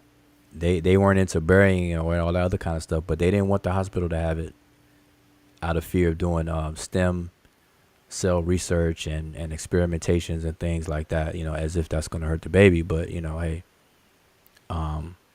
but I definitely do know that much. They're like, nope, that placenta was in me. Let me have that. So that's that. Any other questions? I see Sean. Oh yeah, that was his comment. And I'm just going down the list. That says the bodies, trees. A source says that Remage did it, but I have not paid this source much attention. Okay, maybe we could look at that. Let's see. Everything is everything. Says careful with y'all. Did they have modern tools? Everything. Can you clarify that when you say modern tools? Are you talking about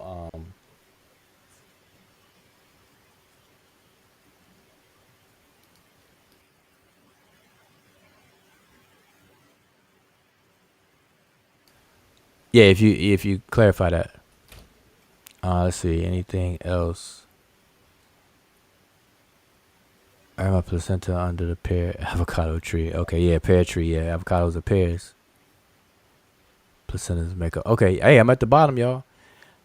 I don't see anybody else hit the link. Anybody on the panel got anything? Whoa, Questions, wait a minute. comments, concern?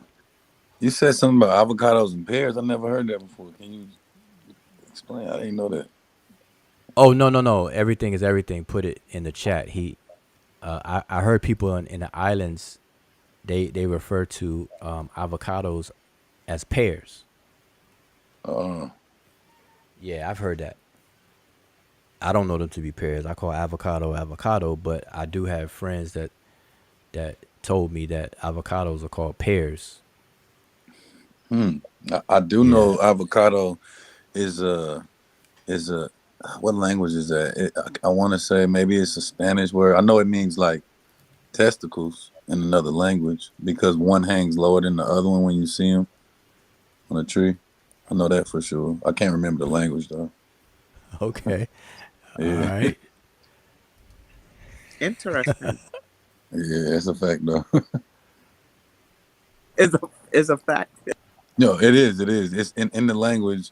The word avocado means like it's the same word for testicles, and it's because when you see the avocado on the tree, there's always one hangs lower than the other one. Well, let's read it. Here's the etymology. It says the word avocado comes from the Spanish aguac- aguacate, which in turn comes from the Nahuatl word, and I'm not even going to try to pronounce that, but it's derived from the Proto-Aztecian word, which is pawa, and it means avocado. The modern English name comes from the rendering of the Spanish aguacate as avocado. The earliest known written use of the English is attested in 1697. Avocado pear, a term which later underwent folk etymology to become alligator pear. So there you have it. That's where the pear comes into play from 1697. Avocado pear. I don't see anything about testicles there, buddy. So No, I mean look, because it doesn't tell you what the word means. It just tell you where the word comes from. But if they told you what the word means, where they got it from, the etymology and the Aztecian word or whatever, it means testicles. yeah, that's what I'm saying. Let's read it. Oh yeah. Avocado. Now I was just reading that one. So let's read another. Here's another one. It is from the Spanish. Avocado. It says by folk etymology influence of earlier Spanish avocado, lawyer, from the same Latin source as advocate. So the word advocate and avocado in Spanish are from the same source. From earlier aguacate, from the Nahuatl Aztecian word that means avocado, with the secondary meaning of testicle. There you go. With a secondary meaning of testicle, probably based on the resemblance. So there you have it. Okay, he was right. All right, I learned something. Come on, y'all. I would not mislead you. Yo, because your testicles are your lawyer. Okay, let me stop. I gotta go check that out. about to check out the advocate. So what testicles are advocating? She gonna advocate for you. Yeah. Those your advocates. Your the only lawyer advocates. you can trust, right? Advocate. It'd be like, do you want a public defender? Man, so that's crazy. So yeah. Right. So the Aztecian word has a secondary meaning of testicles. All right, cool. Now there's other things that do that too. I heard that before, not with just avocado, but some other thing that we eat that has that same thing. But pear comes from resemblance as well, because we call a pear, and pear has a certain shape, and so avocados look like a pear when not when they're ripe, when they're dark, but when you look at the green avocado, where the skin and everything is green, it still look like a pear. It look like a pear. Right. And when people say, "Grow you a pear," grow you a pear. Yeah, they're talking about those. Somebody sleep. Zoo Settle. I had to mute him. And it got real quiet. So that's where all that noise is coming from. Anybody else? All right, let's welcome Due Diligence is on the panel. Peace. Hotep. Excuse me. Yeah, the mic is yours. Yeah, I was just wondering about I heard Ankh having a conversation about the Big Bang and if the ancient Africans knew, about it.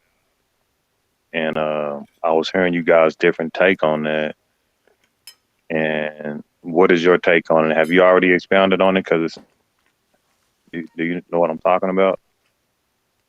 Yeah. So I was just wondering what your take on it was, as far as just like, you know what I mean? Do they, like, I've heard Reggie talk about the ancient Africans knowing about different waves and particles but using different verbiage to describe the same thing. And I think that's what I'm on the side of too, is that they knew of these type of things, maybe didn't have the instruments, like you said, to perform the test, like formal science. But like you said, they had the thought experiments using logic, and there's no telling how much they could, ascertain from just looking around them. I was wondering what your take was on it. Yeah, so all of this is cosmology, right? And so we have a modern cosmological model that the majority of people living today will accept, which is the Big Bang Theory. And so the Big Bang Theory is a bunch of information within it. Like we toss that word Big Bang Theory around kind of loosely than what we really should, because it is loaded. And so within the theory are several theories, really. It's composed of several theories, some hypotheses, and some more stuff. It's all wrapped up into that stuff. So we really do it a disservice in the way that we talk about it, like the way I've heard it being talked about on these different conversations. But so I start saying that to say that cultures will ponder where everything comes from, and then they'll utilize whatever tools they have available to them to answer those kinds of questions. So many cultures around the world do that and have done that. And so what I kept proposing in those conversations is to frame the question correctly, because people were saying, they're talking about the wrong thing. They're talking about did they know about this or that? I'm saying, well, let's just compare what they did know compared to what we know today. Let's just do the comparison. And nobody wanted to do that. That's why that's why I didn't bring it back up. Like I was going to do a whole show, but me doing the show was conditional if people were interested, if they were interested in wanting to know, but they don't show any interest, and I'm not going to waste my time. But to answer your question, yes, the ancient Egyptians pondered the question, and they had really good explanations, but their explanations were limited, of course, because they couldn't confirm it. Just no different than modern science, because the Big Bang Theory was first proposed in its modern form in 1927, but it wasn't observed and proved until way later. So at the time of 1927, it was an unproven, unobserved statement or claim, and it wasn't even that popular, because they had a steady state theory that was running simultaneously with it at the time, and then the Big Bang Theory, or the expansion part of it, started to grow legs over time. And so that's how science works. Science doesn't always start out as science, because science is the domain of evidence. Prior to the evidence, you may use other forms of acquiring knowledge, which is deductive reasoning, logic tables, and things like that. So that's what people don't understand. And so the ancient Egyptians were masters at that side of things, and not so much with the evidence, obviously, because they didn't have telescopes. They didn't have the Hubble telescope. They did not write about the CMB and all that good stuff. Same thing with medicine and the medical stuff, human physiology. They didn't have a electron microscope to see viruses and pathogens. They didn't even see the human cell like that. It's too small to see with a naked eye. But through other means, they knew that pathogens cause illnesses. They knew that something that they couldn't see caused this condition that they can see, and things. And they knew that, blood and all this other kind of things in the blood and all of that. They didn't have the instruments to objectively share it and show it, but they had other reasons. So it's really no different. And now what I wanted to do was a side-by-side comparison. But, in terms of the pseudo killers or Ankh that you mentioned, they're not interested in that. As a whole, I think only one person said that they would be willing, and I don't even think they were a person on the panel at the time. So I was like, all right, well, then I don't want to hear it no more. If you're not interested in learning about it, then don't stop bringing it up. That's how I feel about it. Yeah, I agree that the question was posed wrong too, because I think they was posing the question like, did the ancient Africans know what the Big Bang was or what the Big Bang is? And that's totally out of context. So they was to argue it from that. But people will say that, but then argue what they mean instead of what they said. You know what I'm saying? So it's just crazy. And I think the question about, are the ancient Egyptians black too, is the same thing. People be taking stuff out of context and applying the words where they don't even fit. So you be having these false premises to begin with, and people just argue them all day long. Yeah, I agree with you that the questions are not structured properly. So that's that. But at the end of the day, if I had to just summarily answer it, in order to really understand, people got to understand the difference in what science actually is. If people understand that science is the domain of evidence, then if you don't have the right tools to produce the evidence and to manipulate it and to do something with it, then you're not really doing much science. But science is not the end all be all, because before you get to the point of doing science, there are precursors that leads up to that, and people tend to ignore that. And that's where you get into the domain of mathematics, which is the domain of logic and the rules of logic. And so science is heavily inundated with math. The our concept of science today, like astrophysics, like physicists and astrophysicists right now to this very day, they rely heavily on math. Like Newton had to invent math in order to That's crazy. later scientifically shows evidence for that was shown evidence for later. You see, so people don't understand the relationship math has to science. I don't know if it's because they didn't do good in math and science or math alone or whatever in school, but you can't rule out people if they don't have if they didn't have the evidence at the time. Because if that was the case, then what's his name? Lemaitre, who introduced the Big Bang Theory in 1927, we had to chalk him off, and nobody's going to do that. He's the father Right. of the modern Big Bang. Him and then Hubble coming back 2 years later, confirming the expansion process, and then later on 1960s with the CMB or what have you and stuff like that. So nah. The conversation is microwave. I don't microwave conversations like that. But see, people don't want to get into the comparison because people don't know enough. But So like let I me said, ask you this. yeah. So since the question is phrased poorly, but we know what they trying to say, how will we pose the question correctly since we know what they trying to say? Like I would say, Well, I restructured the question already, and I said that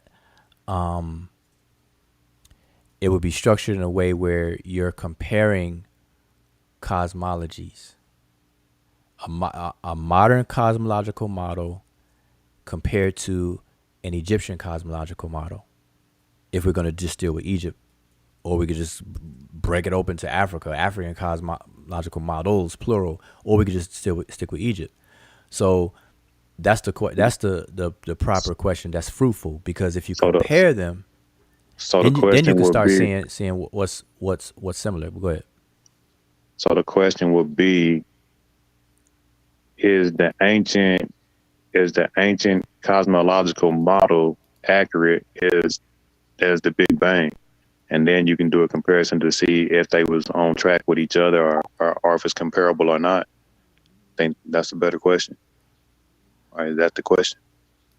Hold up. I'm gonna show you the question, at least the question that I had structured and was prepared to deal with. But like I said, I did not because people didn't show the interest. But let's see how I can get Are we this in finding here. what are we comparing for? Are we comparing for the similarities or the differences? Because when you say compare, well, what is the objective? The objective is to, once I get this into view, give me 1 second here, Okay. so everybody can see it. And I think that everybody can see it now. Okay, so all right, here's what I'm gonna do. Since you asked, I'm gonna do this real quick. This is what I had prepared to go over, but like I said, the people that were doing the arguing weren't interested, so that kind of got nixed, put in the closet. But here is the oh no, not that. I'm sorry. Let me skip. Yeah, that was part of it. But let me just skip to this part here. Okay, did ancient Africans understand the Big Bang Theory? That was the question that was being posed. Did the ancient Africans understand the Big Bang Theory? If that's the question, the answer is no. Conversation over. It's done. Okay? Because Right. no ancient anybody could possibly understand the Big Bang Theory because the Big Bang Theory was not first proposed until 1927. So anybody who was born and died before 1927 by default can never understand something that was introduced in 1927. So that's just a logical throwaway right there. That's just done. The conversation's over. So really the conversation should have never gone on as long as it did by anybody. But the reason why it did is because like you said, that's not really what they're trying to talk about. So what I did was to rephrase the question properly to get some fruit out of it. And so this is what I said. I said the point made, because I had did a previous video giving commentary about it. I said the point made in the video is that no one who lived before the proposal of the Big Bang Theory, which is 1927 to 1931, can have an understanding of the said theory. Like, duh. The various iterations of the question, did ancient Africans and their cosmologies understand the Big Bang Theory, are not logical. Like, no matter how you word that, it's not logical. So that gets thrown in the garbage can. So what I said was the better question that is ripe for discussion is something along the lines of, are there any parallels or similarities between African cosmologies and cosmogonies and the modern cosmogony as proposed by the Big Bang Theory? See, that's a better question that sets up, to pull some nice fruit out of that. So in other words, a discussion comparing the ancient and historical explanations of the origin of the universe with the modern ones. That's it. See, and that is how we supposed to travel down that road. But nobody, and I'll say nobody, but people who were arguing on that first question had no interest because their minds were already made up. Because in their mind, they're saying the ancient people couldn't possibly have understood the Big Bang, so it's not even worth talking about. I'm like, all right, well then stop talking about it then. So let me ask you this. And that's it. Yeah. Yeah, so did you ever make a presentation or anything? Can we line it up? Did you line them up or what? Or did we just stop there?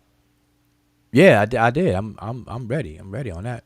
I mean, I'm not gonna do it right now. We've been on for almost 3 hours, but yeah, I'm waiting for people that argue that to want to get down. Or I was waiting a while, and I'm just gonna do it anyway for people who wanna see the comparisons.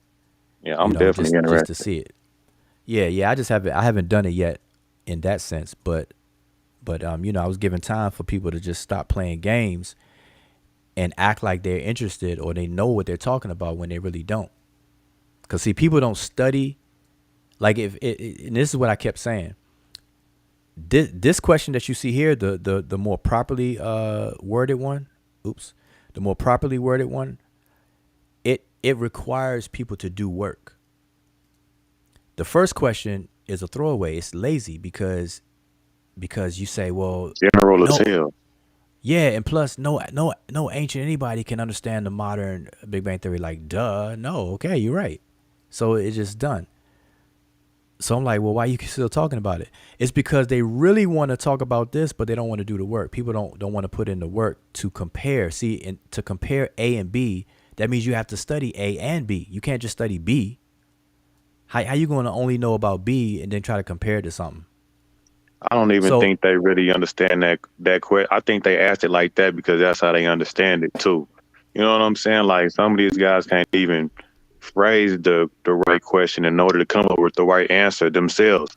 All they do is read and repeat. That's all they can do, and don't have no original nothing. So some of these guys, that was their best attempt at asking the question from their level of understanding also. Yeah, throughout the conversations, I learned that I don't think that people understand the Big Bang like we think they do, really, because I asked a simple question. In the Big Bang Theory, is the focus, among the information within the Big Bang Theory, is the focus on the Big Bang itself or the evolution of the universe? Is it on the birth of the universe or the evolution of the universe?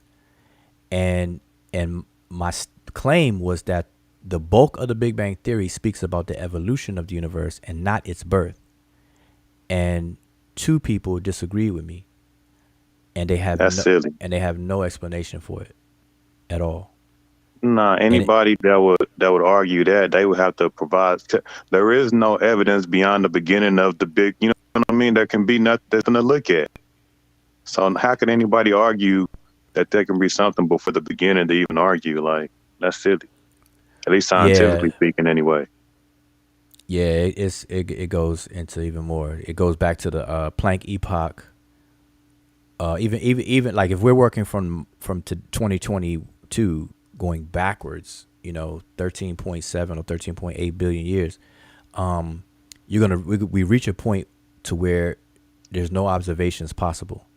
Right. Zero. So science stops, and it's pure math, pure logic, pure logical deductions and things coming out of that. Right. And so science cannot address that. So the Big Bang Theory, as far as explanations, contains the logical side of stuff, and then the observable stuff. So it's science and math within the Big Bang Theory as an overall explanation, and that's what people can't understand. And even prior to that, they just speculate. They don't know.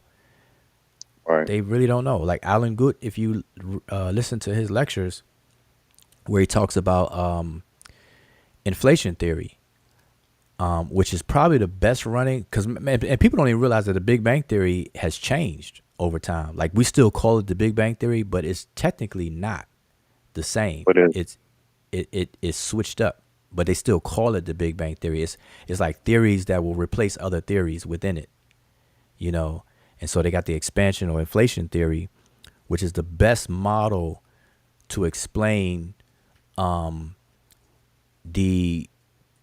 point of the birth, how to get something from nothing, and all those answers to those conundrums that the physicists have. That's running. That's the popular running now. Yeah, probability and innate theories of how it could happen. What is his name? Alan Cross or whatever, that something from nothing or whatever his book is. No. Oh, yeah, you're talking about him. No, not him. The other guy. Hold up, I got his name. I think it's let me see, Gut. I want to say, Guth. Sorry, I'm saying Gut. Man, I butchered my man's name. Alan Guth. Yeah. So look up Alan Guth, and look up his lectures. He's a PhD all the way back from 1970s from MIT physics. He's a physicist. I was responding to, you said there's something from nothing. You was talking about the inflation theory or whatever, and I was just speaking on that there's a scientist that has a book, and he tries to explain something from nothing, and I think his name is Krauss. Krauss. Yeah, that's all I was saying. No. Yeah. I was just separating him and his book from what I was talking about. Alan Guth. See, right. Alan Guth is the prize winner for creating the modern theory of the inflation. So he has the whole explanation, inflationary theory. So is that basically the expansion of the universe and how it's expanding at a constant rate and all that type of jazz? Is it that? Yeah, but it's more than that. It's more than that, because the expansion part was already, talked about, speculated on from Hubble's days. The observing of the expansion, and so it's by way of the observing of the expansion that they assumed, by dialing the clock backwards, that it had to come from a one small dot, one small point. Yeah. And so that's when you get the singularity. But the singularity is just a hypothesized thing, only from just like, okay, well, if everything exploded and which is really not an explosion, but this very, very rapid expansion that they're calling explosion, if you dial it backwards, it must have come from some kind of singularity, that it would collapse into a singularity, et cetera, et cetera. But no, read Guth's inflationary theory. That's out there. So yeah, but you was just expanding on how the Big Bang had changed and stuff like that. Yeah, because his theory wasn't always. Remember, the Big Bang was first proposed in 1927, and so what we know as the Big Bang theory, its first iteration was in 1927. The way we understand it now, even though we call it the same name, we say the Big Bang theory, as if it's just one theory that stayed the same the whole time. That's not true, right? Because within the overall Big Bang theory, there are theories in it that get laid to rest and replaced, and some get improved upon or adjusted and so on and so forth. So the inflationary theory is under the Big Bang, And then you got other under the models umbrella too. of the Big Bang. Excuse me, I'm sorry. No, I'm saying the inflationary theory would be under the umbrella of what people understand as the Big Bang theory. Right. Yeah, and to add to that, there's other models too. Like you got string theory that, you know what I mean? You got uh what's the other one where they got like multiverses. They got different ways of looking at how gravity work, you know what I mean? Because gravity is sketchy. Like it can get, when you start dealing with physics, man, it get kind of murky. It's just kind of Yeah. crazy. I'm gonna share something real quick. Let me I just want to share this real quick since we brought this person up. Will it allow me to share? Yes. Okay.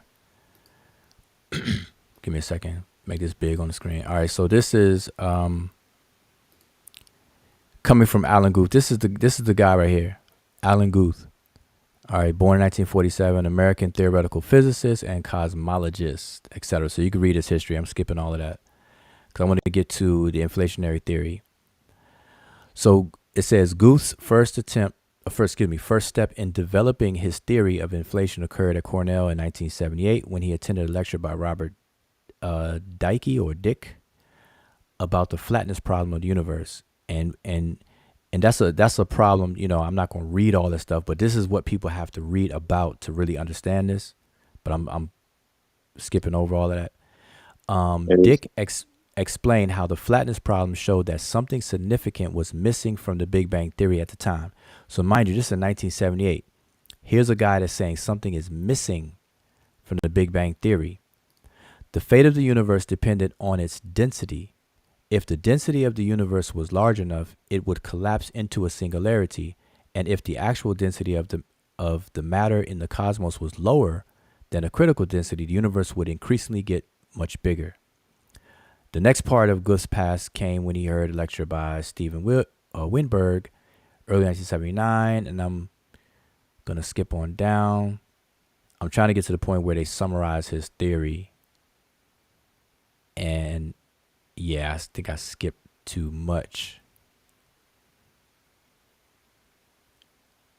Yeah, and I don't want to play the video, but but this guy, Alan Guth, he's being interviewed he's on several videos on YouTube, and there's like a 6 to 10 minute video where he's being interviewed, and they're asking him about the inflationary theory and stuff like that of the Big Bang, and he breaks it down. So I would encourage people to watch it. I'm gonna post a link in the chat because I don't want to play it on here. I thought it was some excuse me. I thought there were some other issues regarding the inflation theory part of it too. I thought I remember hearing somebody argue against it, saying that eventually it would have to collapse back in on itself. And then also just the ideal of something expanding for infinity, you know what I mean, is kind of crazy too. So I was seeing somebody trying to poke holes in it, you know what I mean? Because like you said, the density of the universe is a big thing. Like how far can it go in every direction? Infinity is a lot. And then the other thing, expanding into something that's not already something. I was seeing, you know what I mean? I've seen some people trying to chop that up. Well, see, that's the thing. That's why the conversation has to be slowed down in a significant way, because I don't think people understand the aspects of the Big Bang theory. Because because really we need to have like a nice summary lesson on the Big Bang theory. And that's what, I was prepared. I have everything lined up where I was going to go. Part one was going to be just about the Big Bang, the modern cosmological model, which is the Big Bang theory. I was going to talk about nothing but that. Then part two was going to be ancient Egyptian cosmology. Then part three is the actual comparison. And so that's the way I had it lined up, and I'm still going to do that in the near future, right? But that's important because we got to synchronize what people know on the Big Bang Theory, because even the basics of the Big Bang Theory, nothing. The first of all, there was no bang. It's just a very, very, very rapid expansion, and it's not an expansion of something into nothing or into space. It's the expansion of space itself. And so that little tidbit right there makes a big difference in the conceptualization of what the Big Bang actually is. So it's not something that's exploding into empty space or into something. It is space itself expanding. And Can I say that's, something? yeah, go ahead. My understanding of it is space didn't even exist. Like the Big Bang was something that was dense. Like space and time was created at the time of the Big Bang. I know the Big Bang part of it, the bang is a misnomer or whatever, but my Right. understanding of it is that space literally was created at the time of the expansion. So you saying space existed before? No. I'm saying the opposite. I'm saying that the Big Bang is just a phrase to refer to a rapid expansion. And so matter rapidly expanded, creating space as it expands. So it didn't expand into space. It's actually space itself expanding. And the argument that I was given, it it has to be expanding. Like it's you know what I'm saying? Like it still has to be in something. You know what I mean? It may not be space, but for something to just start expanding, and if you said something that is expanding infinitely, there's something on the other side that's there. It has to be expanding in something, not nothing, because we know there's literally no such thing as nothing. So there has to Well, be space and something else. well, you got to be careful when you say it has to be, because this is what the physicists are asking or trying to address. You're And right. and they can't say has to be, because remember the laws of physics, which is behind our saying it has to be, those fail at a certain point. The laws of physics only go back to a certain point, and then they break down. The laws of physics are no longer relevant. So we can't say it has to do anything. Then the quantum laws or quantum mechanics picks up where the laws of physics breaks down. Then after that, they're purely speculating at that point, and that's what these astrophysics at the frontier of this work is doing. And so people like Alan Guth are, one of the latest theories to develop out of this was done by him. And then, like So you mentioned, string theory. You mentioned some other things. Some people are dealing with the multi-universe question, and so on and so forth. So we can't say it has to, because yeah, our understanding, I because didn't mean it. I didn't mean it that way. I didn't mean it like that in a literal sense. No, you're absolutely right. I agree. yeah, okay. So because time and space doesn't even apply at a certain point. So our understanding of it just cease. It cease, and we can't. It's really hard for us to imagine something existing but not in space and not having a point in time. Like that's very And hard for the mind to even conceive. and that's what the Big Bang is kind of saying, though, that something was just out there before space, before anything, and it was just out somewhere, and it just started expanding. Like that's what the issue is. Yeah, and yeah, that's what I said. Read the Inflationary Theory by this guy. I'm gonna look for the video. I'm gonna pull up the video. I'm not gonna play it, but I just want people to see the title so people can go check it out. Are As you a matter of familiar with fact, simulation theory? What about simulation? That's a big thing right now. Elon Musk been pushing that. Joe Rogan been pushing that. It's the Asian scientist dude. He pushes it. yeah, but Elon Musk and Joe Rogan, I definitely don't take their lead. They're not qualified in the field. Like I know they're advocating it, but the Chinese person I would listen to, and you have to compare what they're saying. But nah, Joe Rogan and Elon Musk, that's a definite no. on How do you feel about it? what they say. On what they say.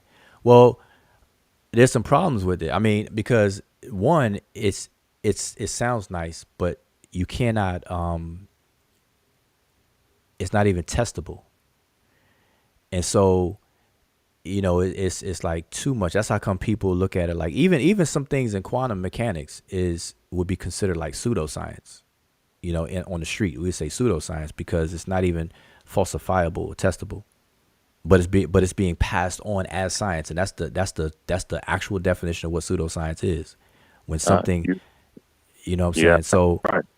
so there's pseudoscientific aspects to that stuff, and we just got to be careful with it. So, One thing we can't do is treat it like it's science. And so yeah, it's cool to discuss. It sounds nice. But let me just show a couple of these well, I'm not gonna show the video. Let me see. Hold on, let me see, get to a point. This is a good one. All right, I'm gonna play the audio of this. Now I want y'all to see Alan Guth. This is not Alan Guth. This is Brian Greene. Have you heard of Brian Greene? yeah, he wrote the book The Elegant Universe. Yeah, he's another theoretical physicist as well. So these are the people to listen to what they say out their mouth, right? And then, compare, because these are the people that are actually, putting that work in. I love Brian Greene. He deals with string theory in The Elegant Universe. That's his book. And then he got Fabric of the Cosmos was his second book. It's a good guy. I love his work. Right. So this is what people should look into, at least become familiar with, because they're trying to answer the question of the causation of the universe. Basically that's a fancy way of saying what caused it to be born, what caused it to actually expand. The Big Bang, which is really the big expansion. So what caused this thing to expand all of a sudden, like out of nowhere, at a certain point in time, relative to us now? Yes, we could say, but at a point in time, it just started to expand exponentially. Then as it cooled down, certain things came into existence because of the environment. Atoms couldn't even be formed until a certain amount of time after that initial expansion, et cetera, et cetera. So they talk about all that. But this one, I'm gonna get them lined up. So y'all keep talking. I'm just gonna line these up real quick. Yeah. Yeah, I just think it's interesting right now that we have all these competing theories right now. Because like you said, the Big Bang is just one aspect of it. But there are some competitors out there that's gaining ground. But like you said, some of this stuff is not even testable and they're becoming popular. You know what I'm saying? Which also how science works also, because you can, like you said, Newton created math. A lot of these things are not applicable at the time that we're trying to figure things out. And the science has to catch up to it, which is fine. So, yeah, it's kind of a fine line riding that pseudo line. You know what I mean? When people are theorizing and trying to come up with the best things, man. Technology has to catch up. People have to be able to go to different realms, different studies, and try to look at it from every angle. I think that's how we fail into. We get one aspect of it and get a good understanding, and never look at the opposing theories. Mm-hmm. I think this is the one I'm looking for. This is 14 minutes, so I'm definitely not gonna play this. This whole video.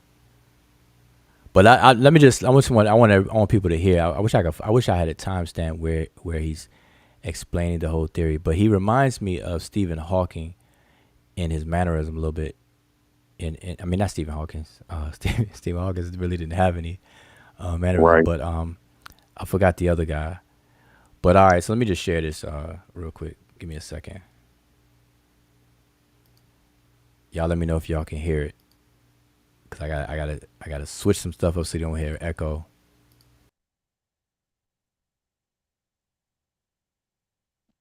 Yo, you're still here? Oh, we can't hear you right now. It's quiet.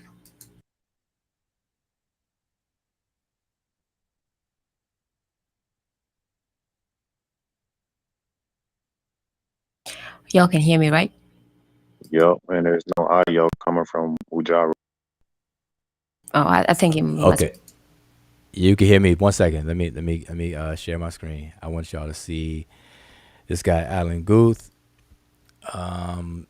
He's answering the question, why is the universe expanding? And so he's can y'all can hear me right now, right? Okay, yeah, I'm gonna mute myself and you'll be able to hear this.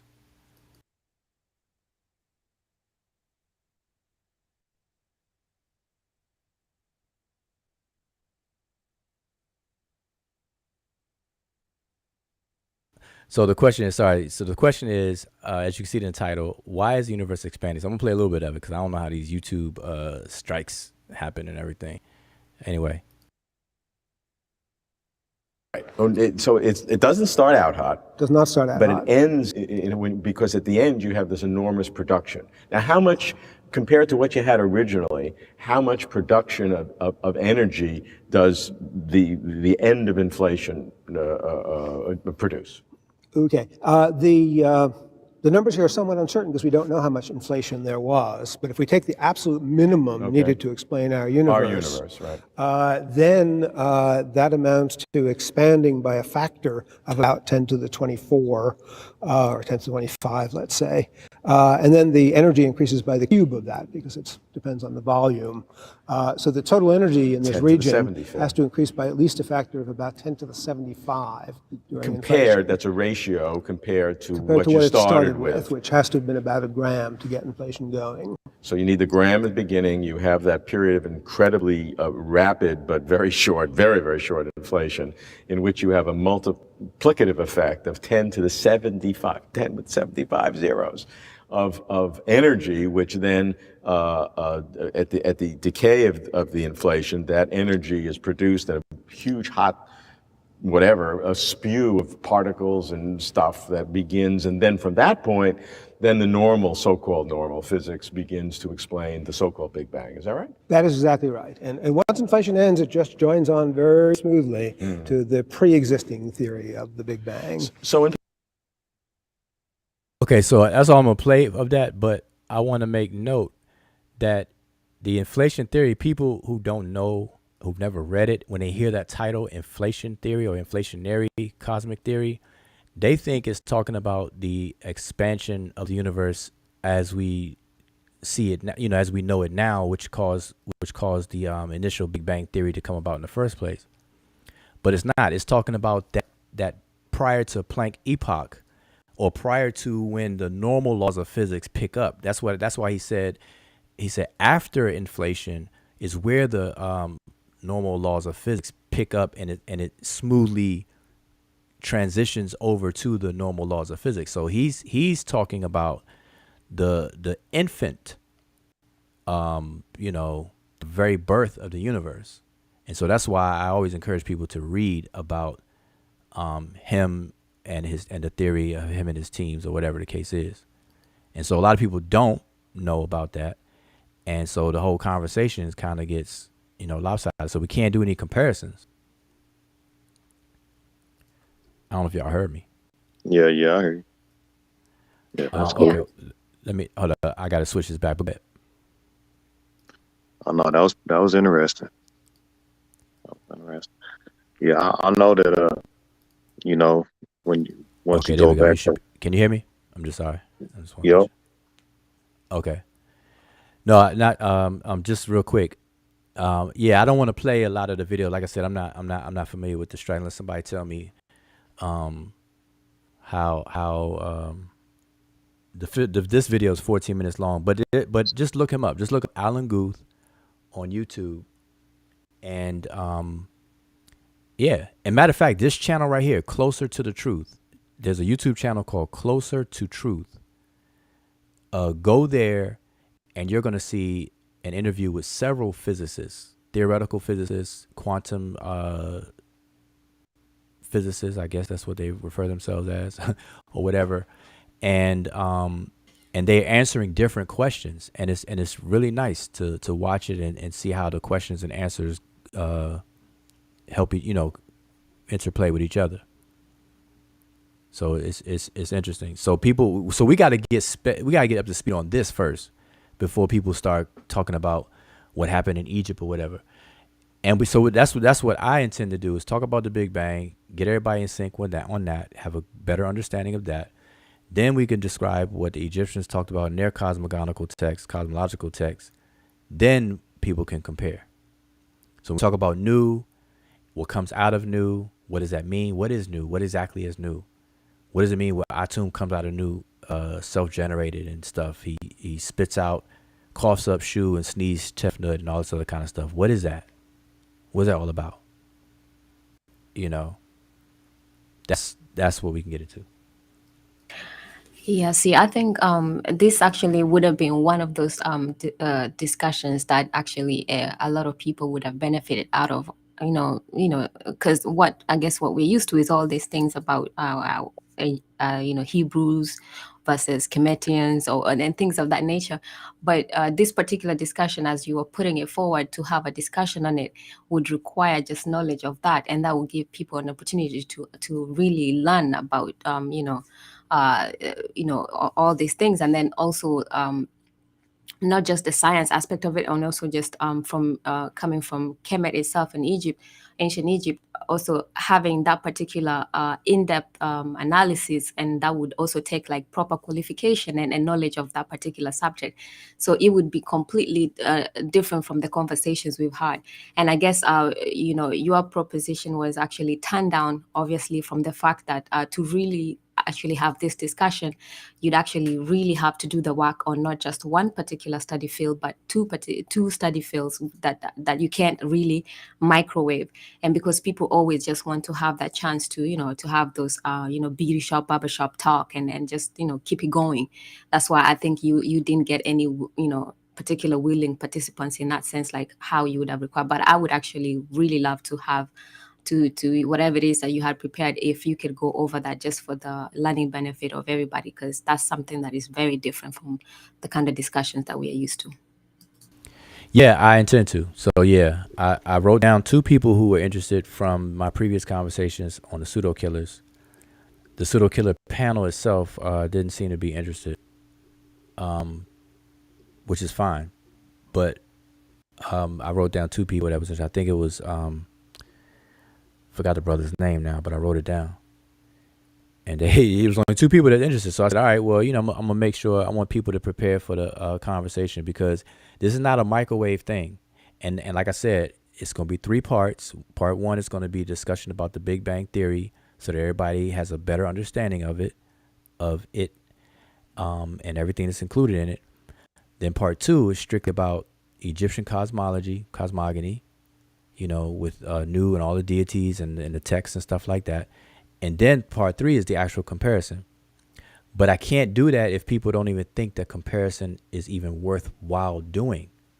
And so I specifically asked certain people, do you even think it's worthwhile to compare? They're like, no, how you going to compare when they couldn't understand this, that, and the third? So I'm like, all right, well, then you're just not interested. And I'm cool with that. But I'm like, stop talking about it. Stop saying that what they don't understand when you don't even know what they knew or didn't know. That's crazy, ain't it? Right. Like, we know they didn't have a telescope, so of course they didn't know the Alpha Centauri 8th star as a quasar and how many times it pulsed per second in that detail. No, they didn't know that. But let's find out what they did know. But go ahead. Hey, people be thinking like this, bro. Like, let's say that today we'll look at a light particle and we call it a photon. Well, people are so arrogant and they look at stuff from today and then try to impose on the past. Somebody like that will expect the Egyptians to have a comparable word. Let's say if they was talking about the same thing, like they would probably call a photon something like fire or something like that. So if you're not really just, delved off in the culture and in the science and know what it really is, you know what I'm saying? Like people really think that like if the words are different, they talking about different things. You know what I'm saying? But yeah, it's, you know what I'm saying? Does that make sense? You know what I'm saying? No, I get you. Yeah, that happens too. And a sister to that is another thing. Like, for example, the ancient Egyptians are completely silent about DNA. They never observed DNA, like the helix and the gene and the chromosome and stuff like that. They didn't have electron microscopes and stuff like that to observe, to have a treatment on it, to like kind of expound and discuss it. So you don't find that in the Egyptian text. But people will talk about it as if they should have and stuff, and not understand that they talked about things in a figurative way, about things that they could not observe, but yet know that they exist. So a good example is a lot of indigenous cultures, like the word pathogen, that's a modern term. And we know it to mean, any substance that can cause disease within the human body, basically. And so ancient people would never have used that form of that word pathogen, but they did know that there are some things that are not human, derived from humans, or should not be in humans, that get into humans, that cause humans to get sick and eventually die or have disease. So they metaphorize things like that and call them, like, people may know pathogens as demons or evil spirits that will possess someone and cause them harm. Now, if we look at that literally, we'll think that, our definition of spirit is some kind of ghost or whatever. So, man, the ancient Egyptians thought that some kind of evil spirit, in they'll think back to Exorcist movie, exorcisms and stuff. That's where people's minds will go, instead of thinking about it in terms of, okay, this unseen entity that we now call pathogens actually does possess, because the medical definition of infection is to invade a body and then proliferate. So when viruses invade our bodies through the mucosal membranes and stuff, then it takes over host cells and multiplies or proliferate in the body. That's the definition of an infection. And a possession. Right, it's a possession. It's when an external entity. Same thing with parasites. Exactly. Parasitic pathogens. So either it's viral, bacterial, or parasitic, or whatever, but these are all pathogens. They're from the outside of the body. They enter the body and take possession. But we don't talk like that. We don't explain it that way. We just call all of that an infection. Oh, the infection is spreading. We'll say stuff like that, but we don't talk about like, the possession is spreading. The possession, you're possessed. You know what I'm saying? We just, in modern time, we don't talk like that. We don't line it up like that. But if you go back in history, even like with cancer, you'll say cancer is taking over the body. Cancer is possessed. You could say cancer is, whenever it moves through your body, it's possessing the arm. It's going through my leg or whatever. I was just gonna add on that. Same thing. Yeah, exactly. The infection is spreading. We got to stop the infection before it spreads, or whatever. We don't want your body to get septic and blah, blah, blah. So we'll say these things now and have a full understanding of it. Well, people just have to understand that ancient people express themselves similarly, but not using the same forms of the language, not the same forms, not the same language, or whatever the case is. And a lot of times it was figurative. But and even still, ours, we still use figurative. Ours is still exactly, and that's what they don't really be understanding. And they'll look at it like it's foreign. You know what I'm saying? And even they'll understand like etymology, that words, evolve and change, but then just don't apply what they know. You know what I'm saying? It's just silly. Yeah. So both of those go on. So like there are things that ancient people are completely silent on. But then there are things that ancient people did discuss, but not in the way we discuss it. And so we gotta make sure we understand both of those scenarios and not miss it. Because I see it both ways. Some people will act like I'm gonna give you an example, the twisted flax, which is a glyph. Some people will say that that's a double helix. of the human, gene, the double helix strand, and Uh-oh.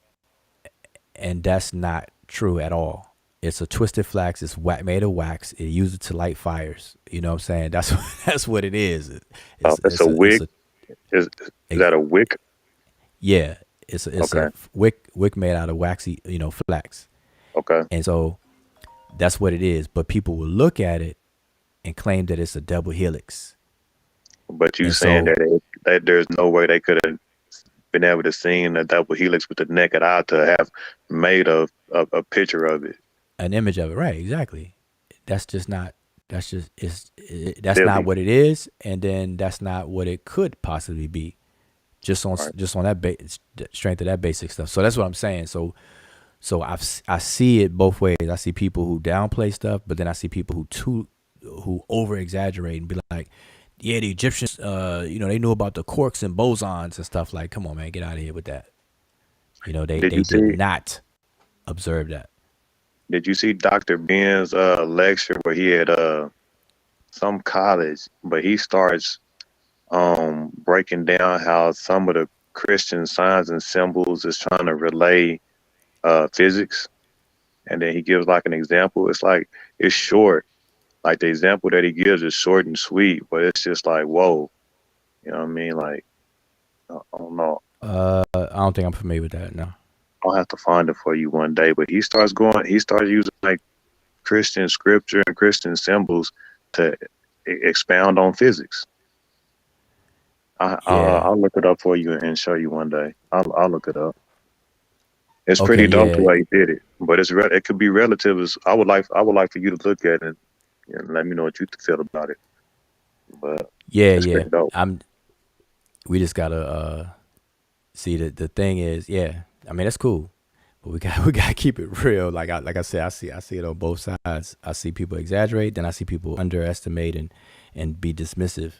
I see it on both, and I wish that both sides would chill, calm down, because people say, like, for example, the Ankh. They say that the Ankh represents quantum fields and this and that, and the Ankh is the birth canal and the children and all of this stuff. And then you see how they break it down. It's not even possible. The Ankh is the Ogdods. It correlates to the four pairs of all known as the Ogdod or Ogdod, the 8, the Kaminu. And that's which tells me, like, when I hear somebody say that, and it sounds crazy because like when you study something and then somebody else makes a mention of something that you study, you can immediately tell if the person is where the person's at, basically. But if you don't know, then you don't know.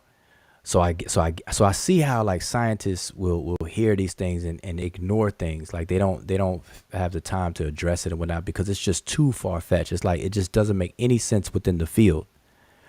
So for example, this Ankh thing, there are people who advocate that the Ankh represents the four pair of Ogdods, the four pair of deities, 8 deities, male and female deities.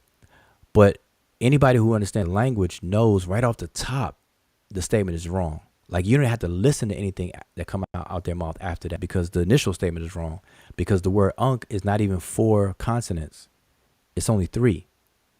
It's just that when we spell it out in English, we spell it ANKH. But that KH is really one sound. No different than the word, the SH sound in the word shoe or sugar. In the word shoe, we spell it with an S and an H together. But in the word sugar, we spell it with just an S. But the sound is a single sound, even though we represent it by two characters. So the Ankh, that KH, is just 2 characters, but it represents one sound. So it's not 4 sounds. Period. So the conversation is over. You can't make it 4 when it's only 3. So that kills that right there. It's not. It doesn't mean that, and it's something totally different. And that's what I mean. So, like, understanding language, when I hear that, I'm like, you're done. That's just a wrap. So that's how. So when people talk about things in science and a person actually studies it and works in the field, I see how they feel. They're like, oh my gosh, like your whole first statement is wrong, buddy. That's why they don't really pay attention. It's like, get on board first, like study something first, then come talk to me. And that's how it is. But what time we got? 3:30. So we've been on here 3 hours and 36 minutes. Goodness. I'm just trying to see if there's any other questions or comments in the chat. I see we got Master Khalik in the building. Ray Railson, Lima, peace. Robert Rand, peace. See if I miss anybody. Shout out Wayne Elliott. He says, if the universe is expanding, couldn't we trace it back to the center? See, that statement right there is the Big Bang. That statement right there is what produced the Big Bang theory. Because it was first speculated that the universe is expanding, and that if you dial the clock backwards, that logically, if it's expanding, then if you go backwards, it's going to contract. So, yeah, that statement right there is the first speculation of the Big Bang theory. If the universe is expanding, we could dial it back and trace it back to some kind of singularity or center, origin. And that's it. Then they learned that the universe is not only expanding, but the further away it is, it's expanding faster. And then what's really interesting is that the universe is expanding from every given point in the universe. That there is no such thing as center. And that's why we got to be careful. We can't use words like center, because there is no center of the universe. Every point, everything is expanding from every point, every other point. So if you're located at point 1, everything is expanding from you. But if you're located at point 2, then everything is expanding from you. And everything is expanding from everything, every other thing. And that's what physicists are faced at. And they're fascinated about that. I'm fascinated about that. What about the fact that I won't say the fact, but expanding until infinity? Like that's crazy in and of itself to have that much matter. Like, and then the whole concept of infinity is crazy in and of itself. But just the concept of infinity is crazy to me. Yeah, but what's interesting is when we get to the comparisons of Egyptian cosmology and the modern cosmology, you'll see that the Egyptians had similar questions and some of the similar answers. They knew enough to ask the question. And like, for example, the Egyptian word for infinity, or the infinite nature of this whole thing, is captured within the words.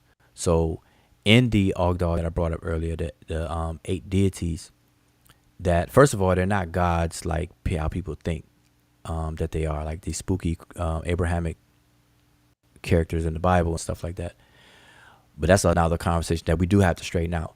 But these deities, the very names of these pairs gives clues to how the Egyptians viewed this entire process and how they addressed it. Because you have Tenem, Temenet, which represents waywardness, which means that it has no direction. So there's no up, down, left, right, no cardinal points, no sense of direction. There's no direction whatsoever. Then they have Kek and Keket, which is darkness. Because if there's no movement, there's no form, there's no energy, there's no matter, then there's complete darkness. Then you have He and Hehet, which is dealing with timelessness, whether it's infinite or eternal, however people want to word it. So there's no time. And then you have Nun, Nunet, which is the substance itself that has no form, and it's it's a complete state of potential or inertness. And if you actually understand those terms and understand how they connect and relate to each other, you'll say, wait a minute. They approached this same question and had the same type of outlook on this stuff as we do modern times. That was Like deep. how can some dense pocket of matter expand so fast that we metaphorize it as an explosion, call it a bang, but in under a second, the universe has evolved in under a second and did all these things in under a second, under 1 second. Like before you can get the first woo out of one, it's already boom expanded from a dense state. A gram. Yeah, he was saying a gram of something. So think about that though. And so it expands into what? Nothing. Because space itself is created, during this expansion. As it expands, space is created and so on and so forth. So it's just interesting. And by the way, if people are not familiar with Tenem and Temenet, they got replaced by Amun and Amenet. Because I know last time I said that people thought they were correcting me. But there's 8. It's just that Amun and Amenet replaced Temen and Temenet. And Amun and Amenet was basically come later as a conclusion, saying it's imperceivable. So the Egyptians understood, and they agreed that you're not going to perceive this, and they named it. They deified it. They deified the fact that you're not going to perceive this.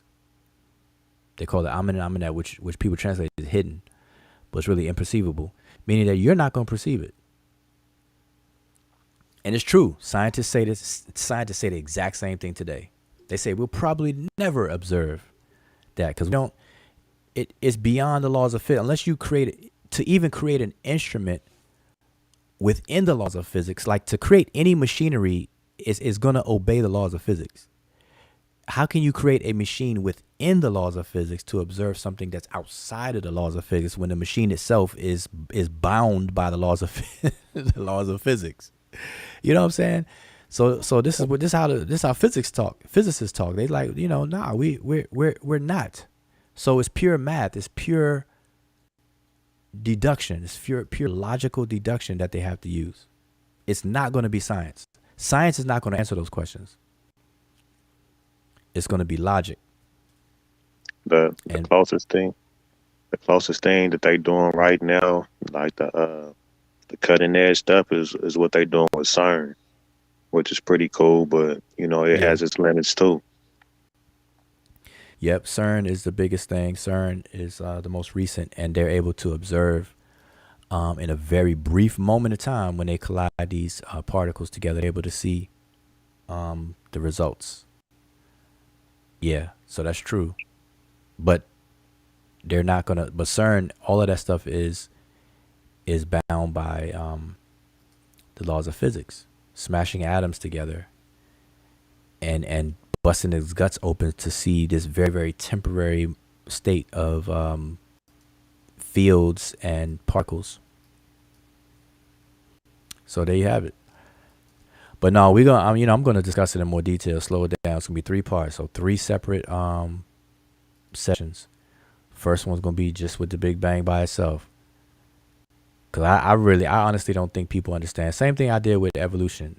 People mention the word evolution, human evolution, biological evolution, but they really don't understand it. They don't even understand that there's no such thing as a first human being. So we got to bring people up on the speed on all this stuff. And I've done that before with evolution. And you'd be surprised at how many people don't know what evolution is. For real. So I feel the same way with the Big Bang. People don't understand what the Big Bang. The Big Bang. There's a Big Bang singularity, which is the actual Big Bang itself, and then it's the evolution of the universe, which is what people are really talking about when they talk about the Big Bang. So saying Big Bang, they're really not talking about the Big Bang. They're talking about the evolution of the universe. Because the bang itself, people, they don't know. They don't know what caused it. They don't know anything before the Planck epoch, or even slightly after. And that's just that. Does anybody know what caused it? No, that's what I'm saying. No, they don't know. Yeah. They don't know. And then the CMB, which is as far as observation. See, that's as far as science goes, is the CMB basically. And that, I believe that is 380,000 years after the initial expansion.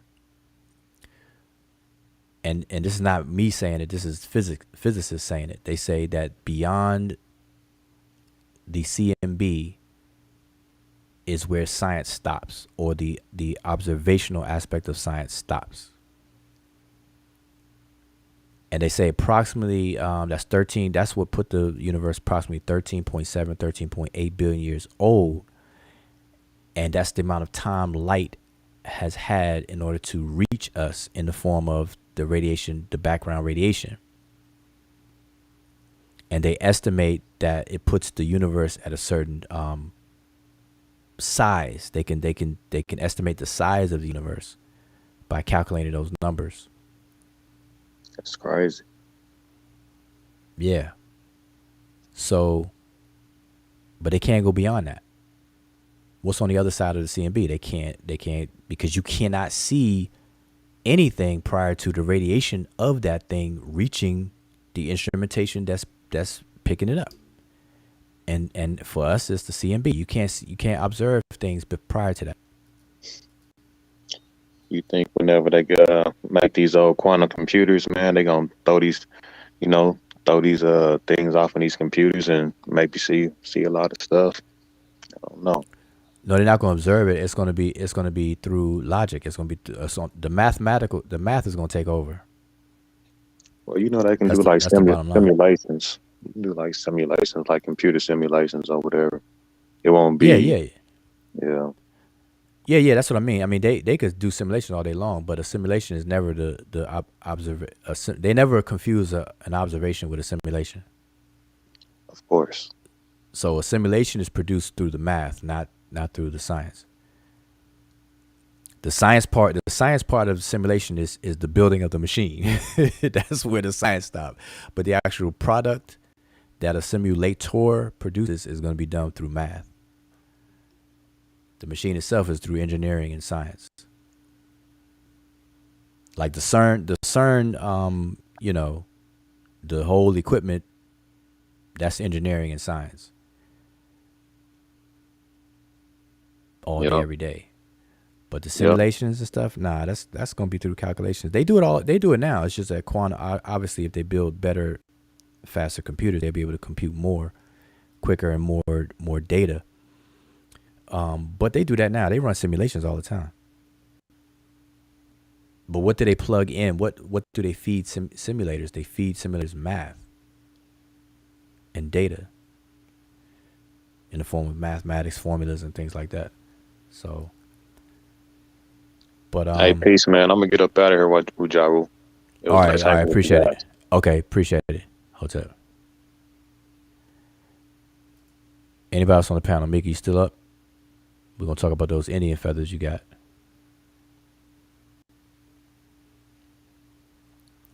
Up, I think Mika done clocked out. We already know Aziz clocked out. Literally. Up here snoring. All right, so look, look like it's coming to an end, y'all. Any last statements or questions from the chat? I'm gonna hold back a second. See if I see any questions.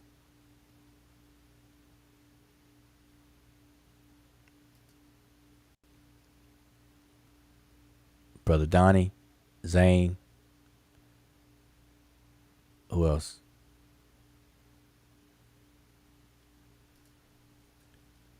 Okay, Ray Salon. Let's see. He said, "Hello, brothers. Look at my Unk oscillator." Okay, Unk oscillator. That'd be interesting.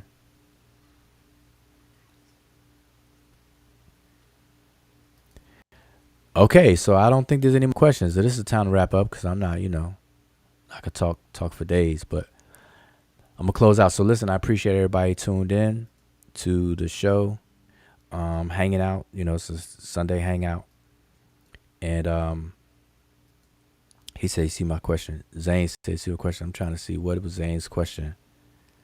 Where was Zane? Oh, are you talking about this question right here? He says, "What if it's atomic reactions that expanded?" Is that what you were referring to?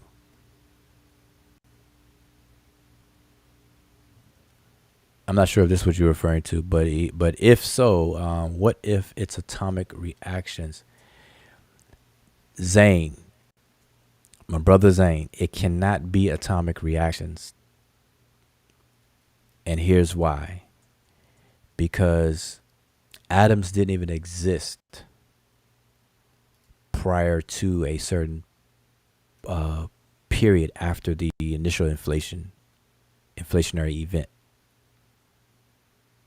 So atoms has to have, like, it was too hot. It was the temperature was too hot for even atoms to exist. So it couldn't be atomic reactions that caused the expansion if atoms themselves didn't even exist at the initial expansion. All right, so just hopefully that's clear on that. We got Donnie. Welcome Donnie to the panel. What's going on, Donnie Williams?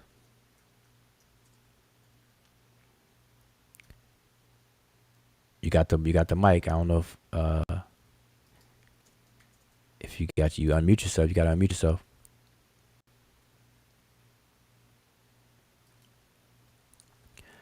Brother Donnie.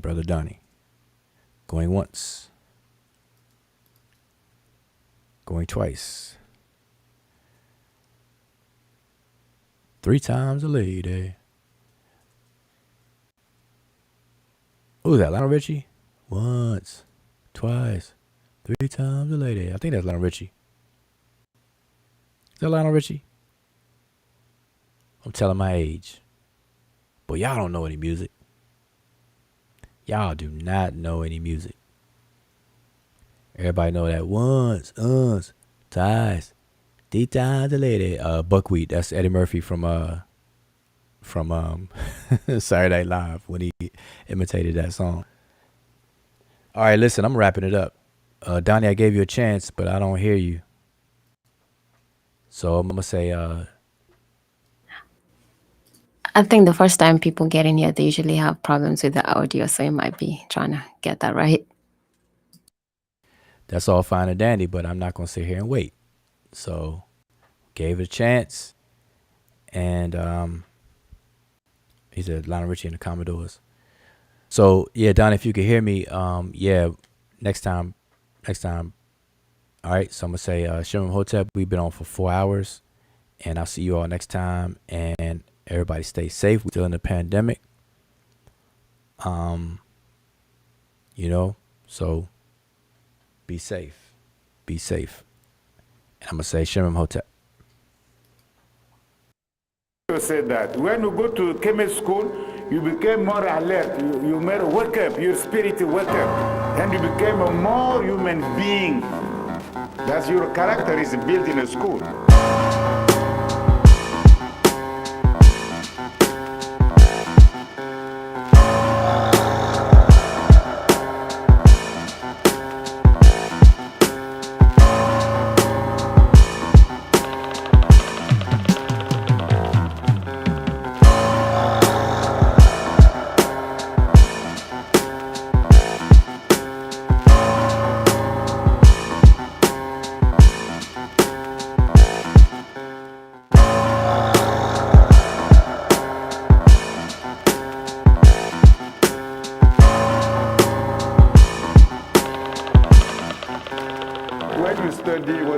Classical studies, we must know Medew Netcher, you see. Maybe in the future we need to know some Meroitic too. We need to know Medew Netcher.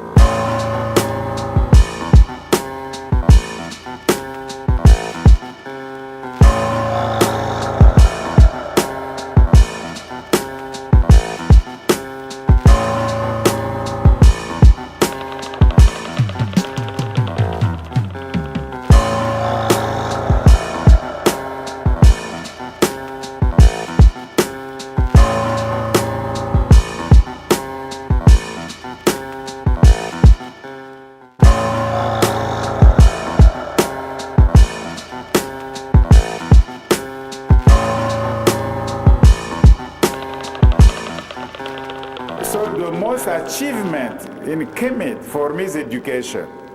The way they think, they build, and they practice their education is very unique in history. Without education, I believe there will be no Kemet.